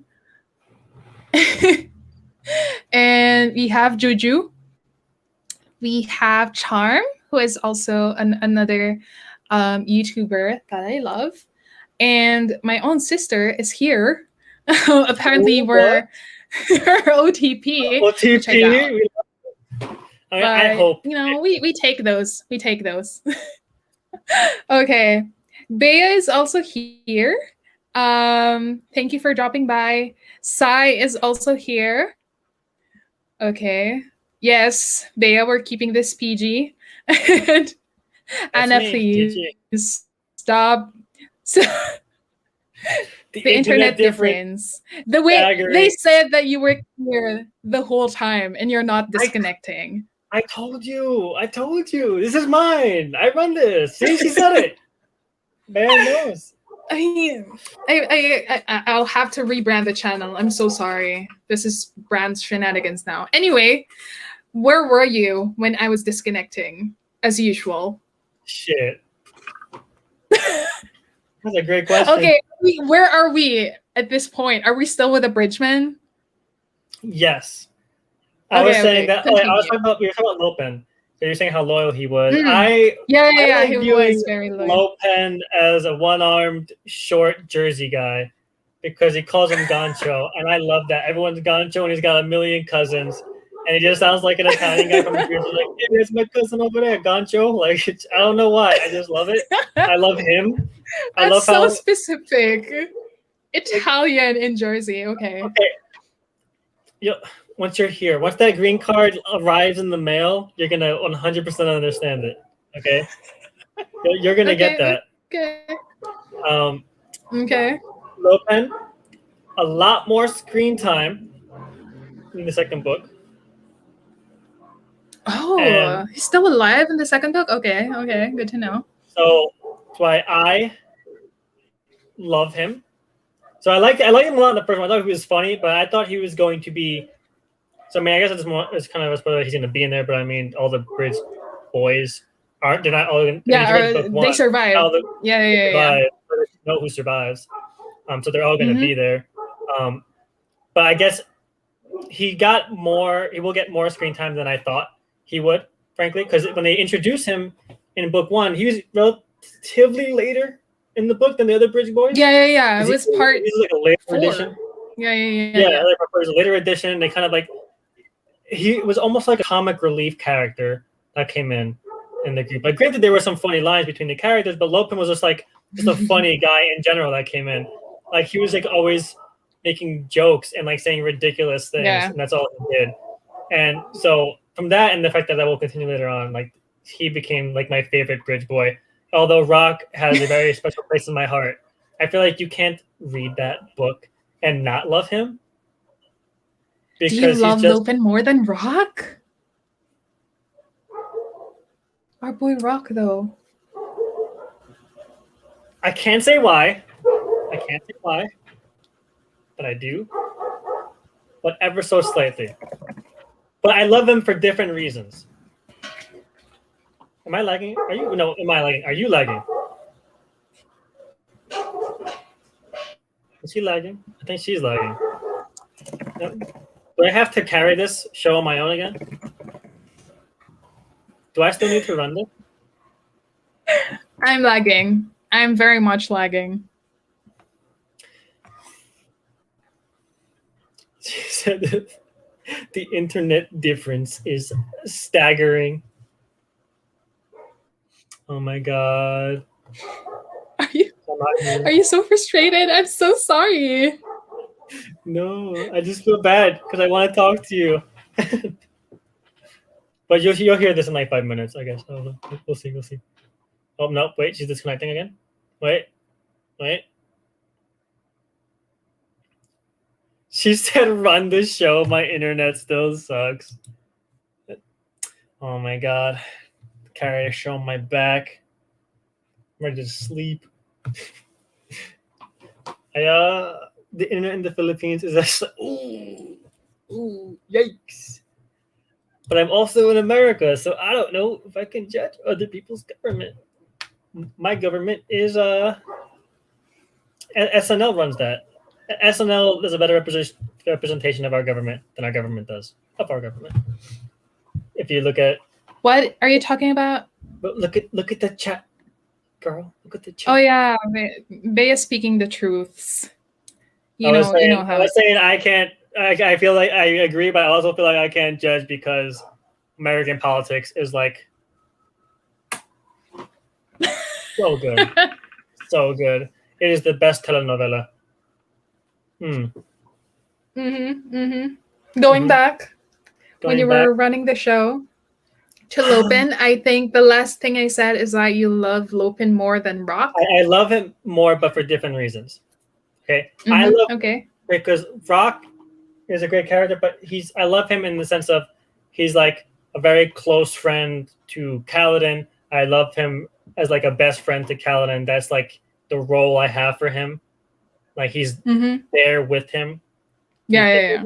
I love Lopin himself, like a character of himself, like no relation to Kaladin. I get it. Yeah. As is. I like the way he develops. That's it. So yes, different reasons, but still love Rock. He's just a Dwayne The Rock Johnson that sings more. That's all he is to me. But just better Dwayne The Rock. It's just better, like Moana shaking. Okay, so we're getting to one of the most spoilery parts. We've already established who our faves are. My ultimate fave is Kaladin Stormblessed, hands down. Next to him is Dalinar. So if you have a top two characters, who's your fave? Has to be Kaladin, of course. Top one, Kaladin, top one. Followed by Shallan. Oh, interesting. And Dalinar. You said her chapters are boring. Okay. The chapters are boring. I'm not dragging you. I'm not dragging you. Yeah, no. Chapters are boring, but her as a character, her like as a person, I really like her. I get it. Growth and stuff like that. I really enjoyed how she will develop in time to come. And frankly, I'm like, I'm not gonna touch book 3 yet. I'm not gonna do it. You can. I mean, just as long as you can still remember what the things that will happen when I'm finally there. I mean, I will. I just feel like I need to finish Warbreaker. I need to do that. And from what I read, the short amount that I've read, I can see why I need to read it first. Before the next one. There is a correlation. Yeah. Pretty big one. But yeah, okay. Wait, how is Warbreaker long? Like really long? No, like okay. What so Words of Radiance was like 1200 around the same pages as Wave Games. Okay. And this is like half the amount. It's like half the size. Oh, okay. Like 600. I can do that in ebook.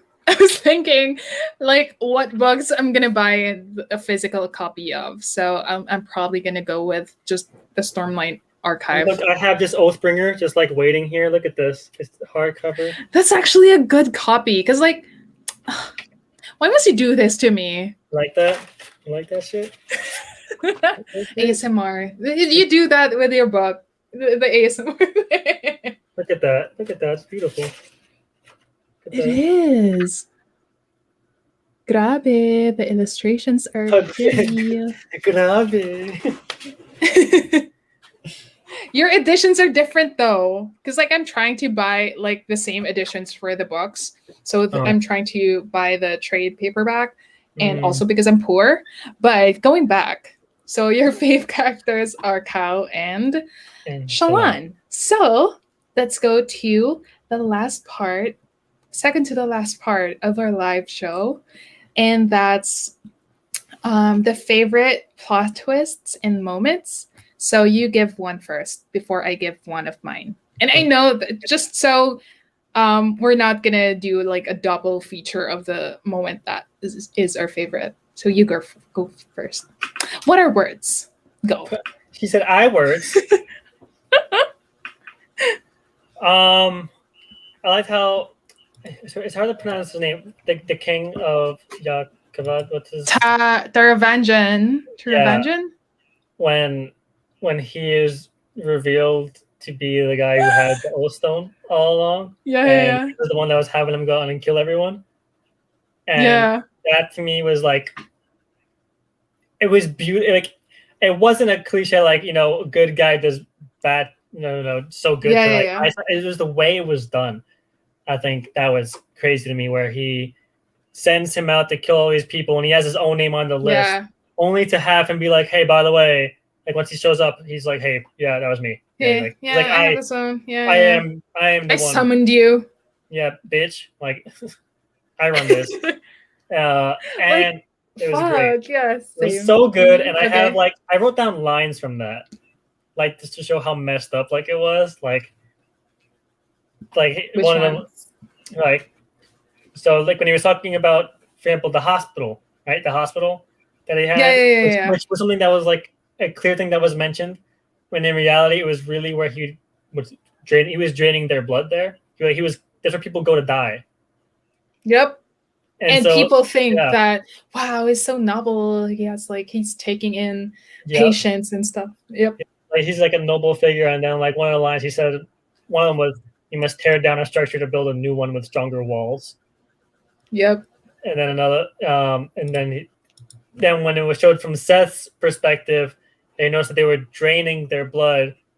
And then he said it is merely a way to kill slowly and easily, because they were slowly draining their blood day by day to kill the people. And then if they thought, and then he said, we cannot let them leave if they begin to recover. Oh yeah. It's so fucked up. Yeah. I'm the monster. So they yeah. So that was one of my favorites. That's one. Oh, so you can go. Okay, it's very minor.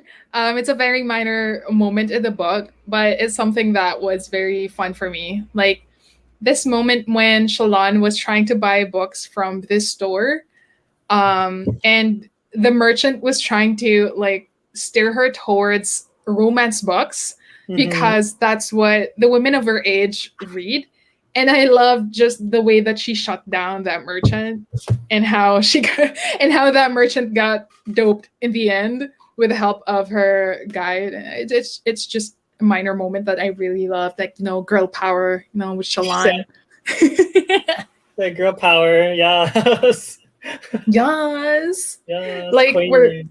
we're breaking what do you call this? We're breaking stereotypes. Ooh, ooh shit, girl. You're killing Okay, it out here. another favorite moment. Okay, this one was okay. So I guess if you really, really don't want to know the ending and you've made it through all of this one was like really near the end. So probably stop watching now or mute me, whichever one. If you didn't mind the other ones, because this one is when it's on. So I even wrote the page down to go back to it right here. Mm-hmm. Well, for me, we have a different edition, but it was like one of the last things that they write here, right before the end, where it was the Almighty. It was the vision of the actual Almighty himself, the Dalinar sees at the end. Yeah. When he says, "I am," and then they're like, "I was God, the one you call the Almighty, the creator of mankind, and now I am dead. Odium has killed me. I am sorry." Yeah, Odium is good. Yeah. And I was like, wait. And then, which brings about the thing where he wasn't actually, like, he was just talking. So he wasn't talking to Dalinar this time. Yeah, because like he wasn't noticing, or like he wasn't acknowledging Dalinar when he was asking things. Yeah. Which, frankly, like, it changes everything you thought about. And that's why, like, it completely shattered any image you had of it. Because the whole time Dalinar's like, I'm responding to you, and, like, you're giving me vague answers, and I don't understand why you're doing this to me. But it sounds like almost like a lot of times when you see a movie or a book or anything that involves like a higher being talking to you, like visions, it's like vague answers, like riddles. But it turns out that the Almighty wasn't even talking to him the entire time. It was just like the Almighty was just speaking. This is just, it was almost like he had a recorded message and he was just playing it. And then Dalinar was like, bro, like, I don't understand what you're saying to me right now. Like, I asked you like where you're going, and you said, I'm asking you this shit. I don't know. Yeah, and so it's almost like you're asking these questions and you're getting these really vague answers. In reality, the Almighty wasn't talking to him the entire time, which then like shatters all these things about the visions that were happening. And so that's why near the end I was like, there's just so many things happening that just weren't happening this entire time. It was big.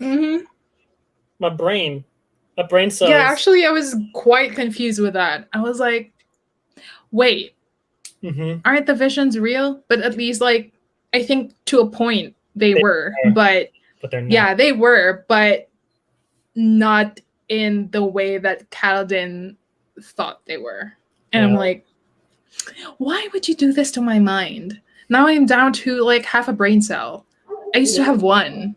And because of the ending from book one is why I say the ending, because I mean there's just so many, because since there's so many POVs, everyone has in the way their own ending, like their last chapter in the book. So for me that was just kind of nuts, because everything was like that. Ooh, you lagging or something? Okay, can you hear me now?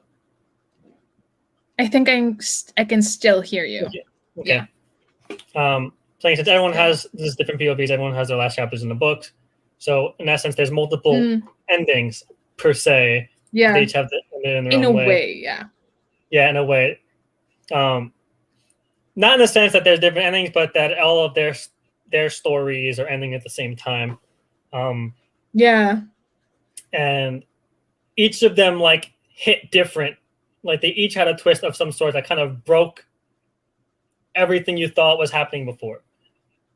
And it was like, wait, Wait, but in a way, yeah. it still made sense. Yeah, it made sense. Like it wasn't as if it's not as if like it ended like a thriller book. Like the plot twist was so out of nowhere. Like, but in this case, it was part of the buildup, and it wasn't confusing at all, and that says a lot. Yeah, like I like it because it was more like touching onto that, where the reason why it wasn't so confusing is it's not because something like came in and shook it all up, but there was, for each of these things, there was something that, since it's not in third person, it's through each person's perspective, that there's something that each person did not realize yet. Like yeah. A hidden thing that just, once they've discovered it and they put that into like a scientific formula, for example, that's like the way I like to think of it, because it was like a scientific formula. They thought they had all the variables, and then all of a sudden something showed up, and they're like, "Oh shit!" Yeah. Well, now everything I thought doesn't make sense anymore. But I mean, it does. But it doesn't make sense in a way that makes sense, which is sounds very confusing. And as a reader, it's like we were only given this in their perspective. Right. So those are the things that we also only know. So it's like we're learning about the reveals and the realizations that they have at the same time. So I think that's just fuckery for me. Mindfuckception, because there was just like 4 times that with all the characters. Almost 5, because like there's also wit in the end. Yeah, like wit. There's so many. Wit is my 3rd favorite character. I didn't ask though. Anyway, go. I'm kidding. Quick end stream. End stream. Wow, 3rd favorite? More than Dalinar? Okay, that says a lot. Okay, go. Yeah. Why though? So, even though he's when he's in front of the people at the feasts and the festivals and all that other when he's shitting on people, just rags on people all day. Which good, that's not why I love him, but what I like about it is he's in the way I like to think about him is I could see him being the one writing the book. You know what I mean by that? Like, he knows everything that's going on, and he's always popping up in random spots. Like he's never like, okay. So for example, the wit is kind of like the jester in the court for the king. Yeah. So now you have the image of the jester. And that's the role that wit was going to be playing. So you're thinking of wit as, and he's introduced as a jester of some sort. But this jester makes fun of other people for the king. But in this sense, he's not just doing that because he knows people's names. He knows what they're doing elsewhere. He plays a flute, remember? For Cal. Yeah. He just appears in front of Cal. Yeah. Actually, it's weird. He suddenly just meets popping up everywhere. And he always knows a lot more than some people even realize about themselves. Like, he knows what they're doing before they realize what they're doing. Like, and then like with one character we didn't talk about, Renarin. Yeah. Yeah, we haven't. Oh my god, he's so minor. We didn't even. He's a character that's not weak-willed, but just like he's kind of like at least in book 1, like a minor character. He's kind of in the shadows, and frankly, that's not just how he was written. That's just how he has been. That's just kind of like when you have Adolin, who was like his playboy, handsome, strong, soon-to-be Dalinar substitute in a way, like where he's growing up to fill the shoes, and Renarin is not going to fill those shoes because he's sick, and they mention that quite a few times throughout the book, and he's pretty weak, and people view him as that. They view him as like an invalid throughout the kingdom of the nobles. So, but then Wit just makes a mention of how Dalinar is like underestimating Brennan. Like there's something about him, but something that only Wit knows. Like Brennan doesn't even know what it is, but Wit says there's something about him. That he's strong. He says Renan's stronger than you think he is. But there's nothing that really happens there. Like there's nothing that happens beforehand that would give you that insight. And then if you read book 1, there's nothing else that really happens that gives you that insight that he's stronger than they believe. Yeah. So there's something that Wit knows that everyone else doesn't know yet, including Renan himself. So for me, I like the mystery behind him. I think that's why I'm so interested in him, and I look forward to his chapters because I know it's going to be something big each time, or something that's going to connect to something else later on, and I'm going to be sitting there like this, like, oh shit, oh my god, that's why he said this thing and played the flute and did the dance over here in the corner, like that. It's all coming together. That was a long-winded explanation, but yes, that's why. He's a very interesting character, and I think there's more to him that meets the eye. So I'm looking forward to that as well. Next moment for me, my favorite, since my internet is already very struggling, when the moment that Sadia's army, this fucking asshole, left Dalinar's during the war. I was so mad. And the moment that our bridge boys came to the rescue, that was a big moment, and I'm living for that.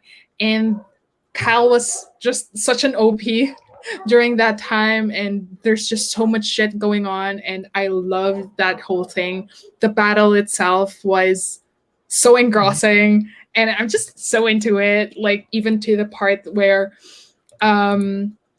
Cal was trying to save Dalinar. Like, Kyle, are you like so fearless? Like, are you not afraid of dying? He out here taking what do you call this? Like, he was trying to get stormlight from like Parshendi's beards and shit. Yeah, the gemstones. That was both funny and interesting. So it was just trying to steal like stormlight from beards, and that was funny. So yeah, that was one of my top moments. You again, another top moment before I move on to my last top moment. The realization by Shallan that the Voidbringers are the both of them, yes. Parshendi or the Parshmen. Yeah, that was huge. That was like which I loved that so much. I'm away. Make sure you can hear me. Okay, we're good. It stopped for a second, and I was like, I'm not gonna repeat because this?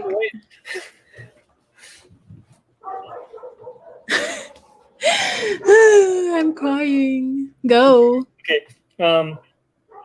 So what I liked about it was, so when they're studying and trying to figure out what the Voidbringers are, which is most of the book, it's like a lot of what Shallan and Yasna were doing most of that book, at least what Yasna was doing anyway. And when they finally come to the realization that the Voidbringers were the Parshmen and the Parshendi, who, and the Parshmen, which we haven't really discussed, are kind of like, I want to say slaves, but they're also but like not in that literal sense, because they're free in a sense. They're docile. Workers. They're they're docile. Exactly. Yeah, I'll say indentured servitude, but like almost that slavery. They're right there. Like slavery. There's a thin line. Yeah, there's a thin line, but they're not like. I mean, they're treated like cattle, but they're also not treated like shit. Like they're fed and they're they're not like looked down upon, but they're not all bridgemen. and they're not all that too. Mm-hmm. Exactly, bridgemen are valued less than the parchment. Than parchment, yeah. They're the least valued. That's yes, exactly. And so in the stories that they were reading about the Voidbringers, it was always like these monsters with red eyes, and specifically monsters, and like they were like these beasts and some alternate beings, like that just you weren't able to. You were just. It looked like a story. It was like a fantasy story. It was like something that would scare. Something that you would use to scare your kids. There was even an illustration of that, like a huge thingy. A big illustration of it, and people didn't know what to do with it, so there were many interpretations as the years went on. And then when it turned out the red eyes, and then the red and black, and like the ash and stuff was actually just the skin color of the parchment. It was just their skin the whole time. They weren't monsters, but I guess in this sense, whenever they fought or whatever happened that brought this desolation about, like they end up becoming these monster-like beings. And so the stories that were passed down after all these thousands and thousands of years were these big beasts, big monsters. And it's like, well, they weren't monsters in the first place. It was just the fantasy. That was the tale. That was the tale the whole time. And they were actually just those people that you have mowing your lawn right now. Are those people? So it's like, oh, and then when you read it, like you realize that those people are everywhere. Exactly. Literally everywhere. They do everything. They make your food. They pick up after you. They clean. They carry your shit for you. They do all that. And then just the idea that these are the people that bring down almost the end of the world is kind of nuts, because they're in every fiber of society at this point in time.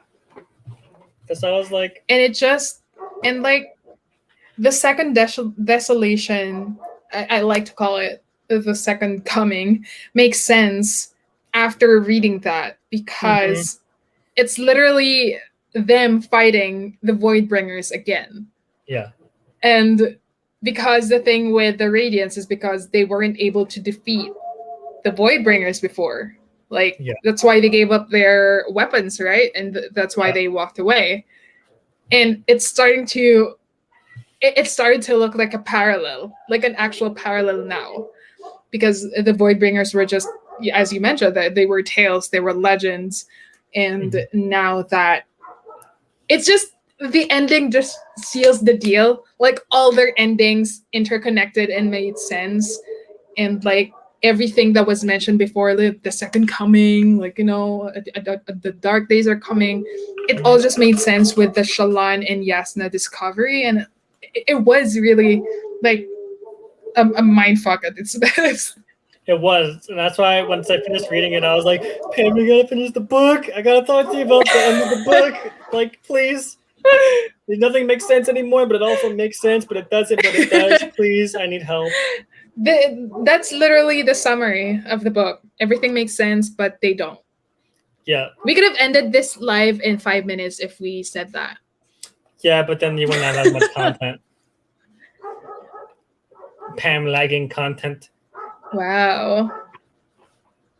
Why are you dragging me? Why are you dragging me right now? I'm not dragging you. Your internet's dragging you. It's not me. I don't have to do that. Also true. So, for my last moment, can I move on to my last favorite moment? No? Yeah, of course. No? End stream. That's it, folks. Bye. Okay, so my last favorite is actually I have so many favorites, but the next one is when Dalinar gave up his own Shardblade in exchange for all the Bridgemen. Like when he confronted the fucker Sadeas, because like I just hate him so much. That was such a chef's kiss moment. And like it's like I was thinking the whole time, it's my two faves interacting, Dalinar and Cal. And like just fuck Sadeas to the nth power, spiritual power, I don't know. Yes. Just fuck him always. I just love that moment. It just showed how good these two characters are, and Right. like, yeah, that's it for me. She said Finn end stream. Yeah, Done. we're done. Well, another, I think, okay, last. I think it's more of like with Cal, like when he was saying the words of the Knights Radiant, Oh, yeah. that's such a goosebumps. Those are goosebumps moment, like, you know, Like, life say the before words. death. Yeah, strength before weakness, a journey before destination. And then like when he said like that moment with the third passage or something, like the next, like I will protect those who cannot protect themselves. I'm like, it just seals the deal about, not really seals the deal, but you know, it adds up more clue as to who or what Cal might be, because you know he be coding radiant he be words spitting. now, you know. He be spitting. Radiant bars. Radiant bars be fire. Oh shit. But I had the same moment. I geeked out. I was like, and I was like, Pam, where are you? I'm out here still reading after a month. She's out here reading a thriller that she made 3 stars. I'm like, get over here. It was a readathon, okay? It was a readathon. Yeah, it was yeah, okay. And I have more readathons coming on May, and Brandon Sanderson's books will not be part of them because he's not Asian and he doesn't write Asian books. So I probably won't be reading on May. So go on, read your Warbreaker. I want you to read the second book. Okay, share your overall thoughts. I mean, just 2 sentences, probably, just to end your thoughts about the Way of Kings. This shit be slapping. First off, I got that. That's it. End stream. And I mean, I think that basically said it all. The fact that I had to keep reading ahead, and I am doing my best to stem the tides. Like, I just want to keep going, and I'm like, calm down. Yeah, it says a lot that you suddenly are a bad buddy read because you're reading way ahead of me. I'm the bad buddy read. Yeah, that's me. Yes. Like, I have that. Like, I have like the Mistborn trilogy right here, like ready to go. Like, I'm sorry, I don't have Amazon Prime. I don't have that privilege. I can't hear you over my privilege. Sorry.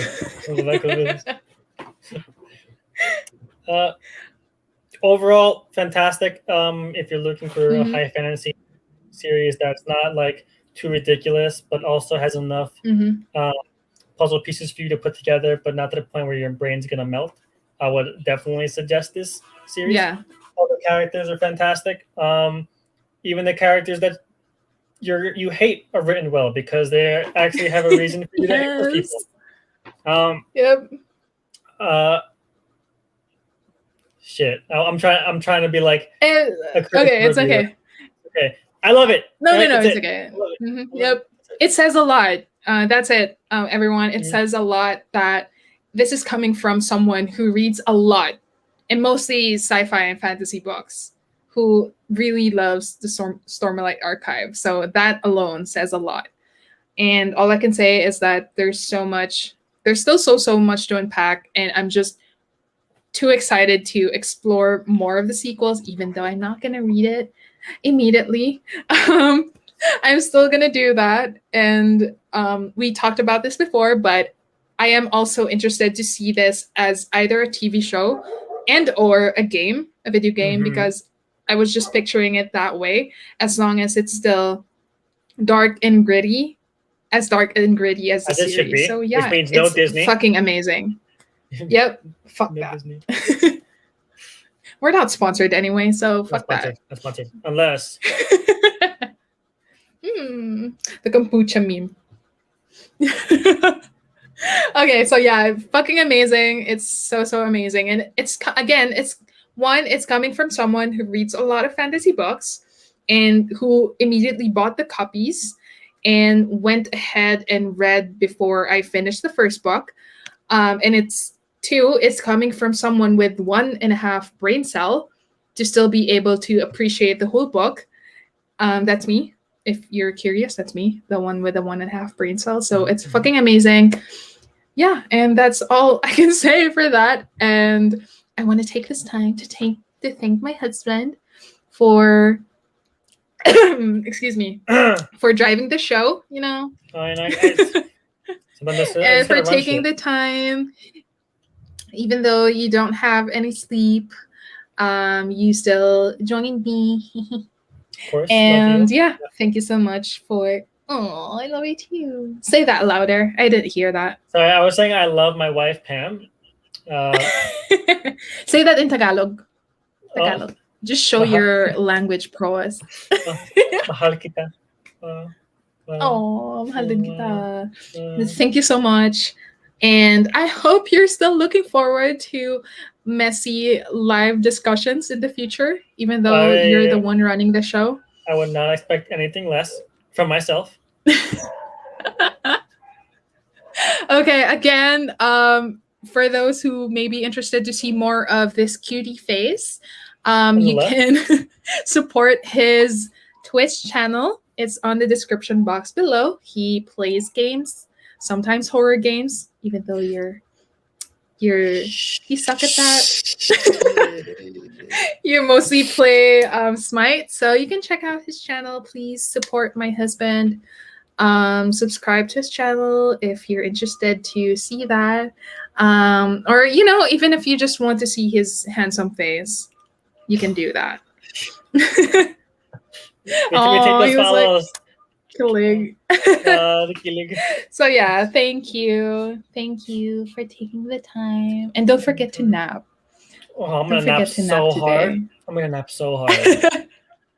I'm gonna hit that nap. Okay, so we're gonna end this live stream here. Thank you to everyone who dropped by to support, and to those who were able to make it to the end of this 2.5 hour messy live stream. It tends to get messy. Yes, 2.5. Can you believe?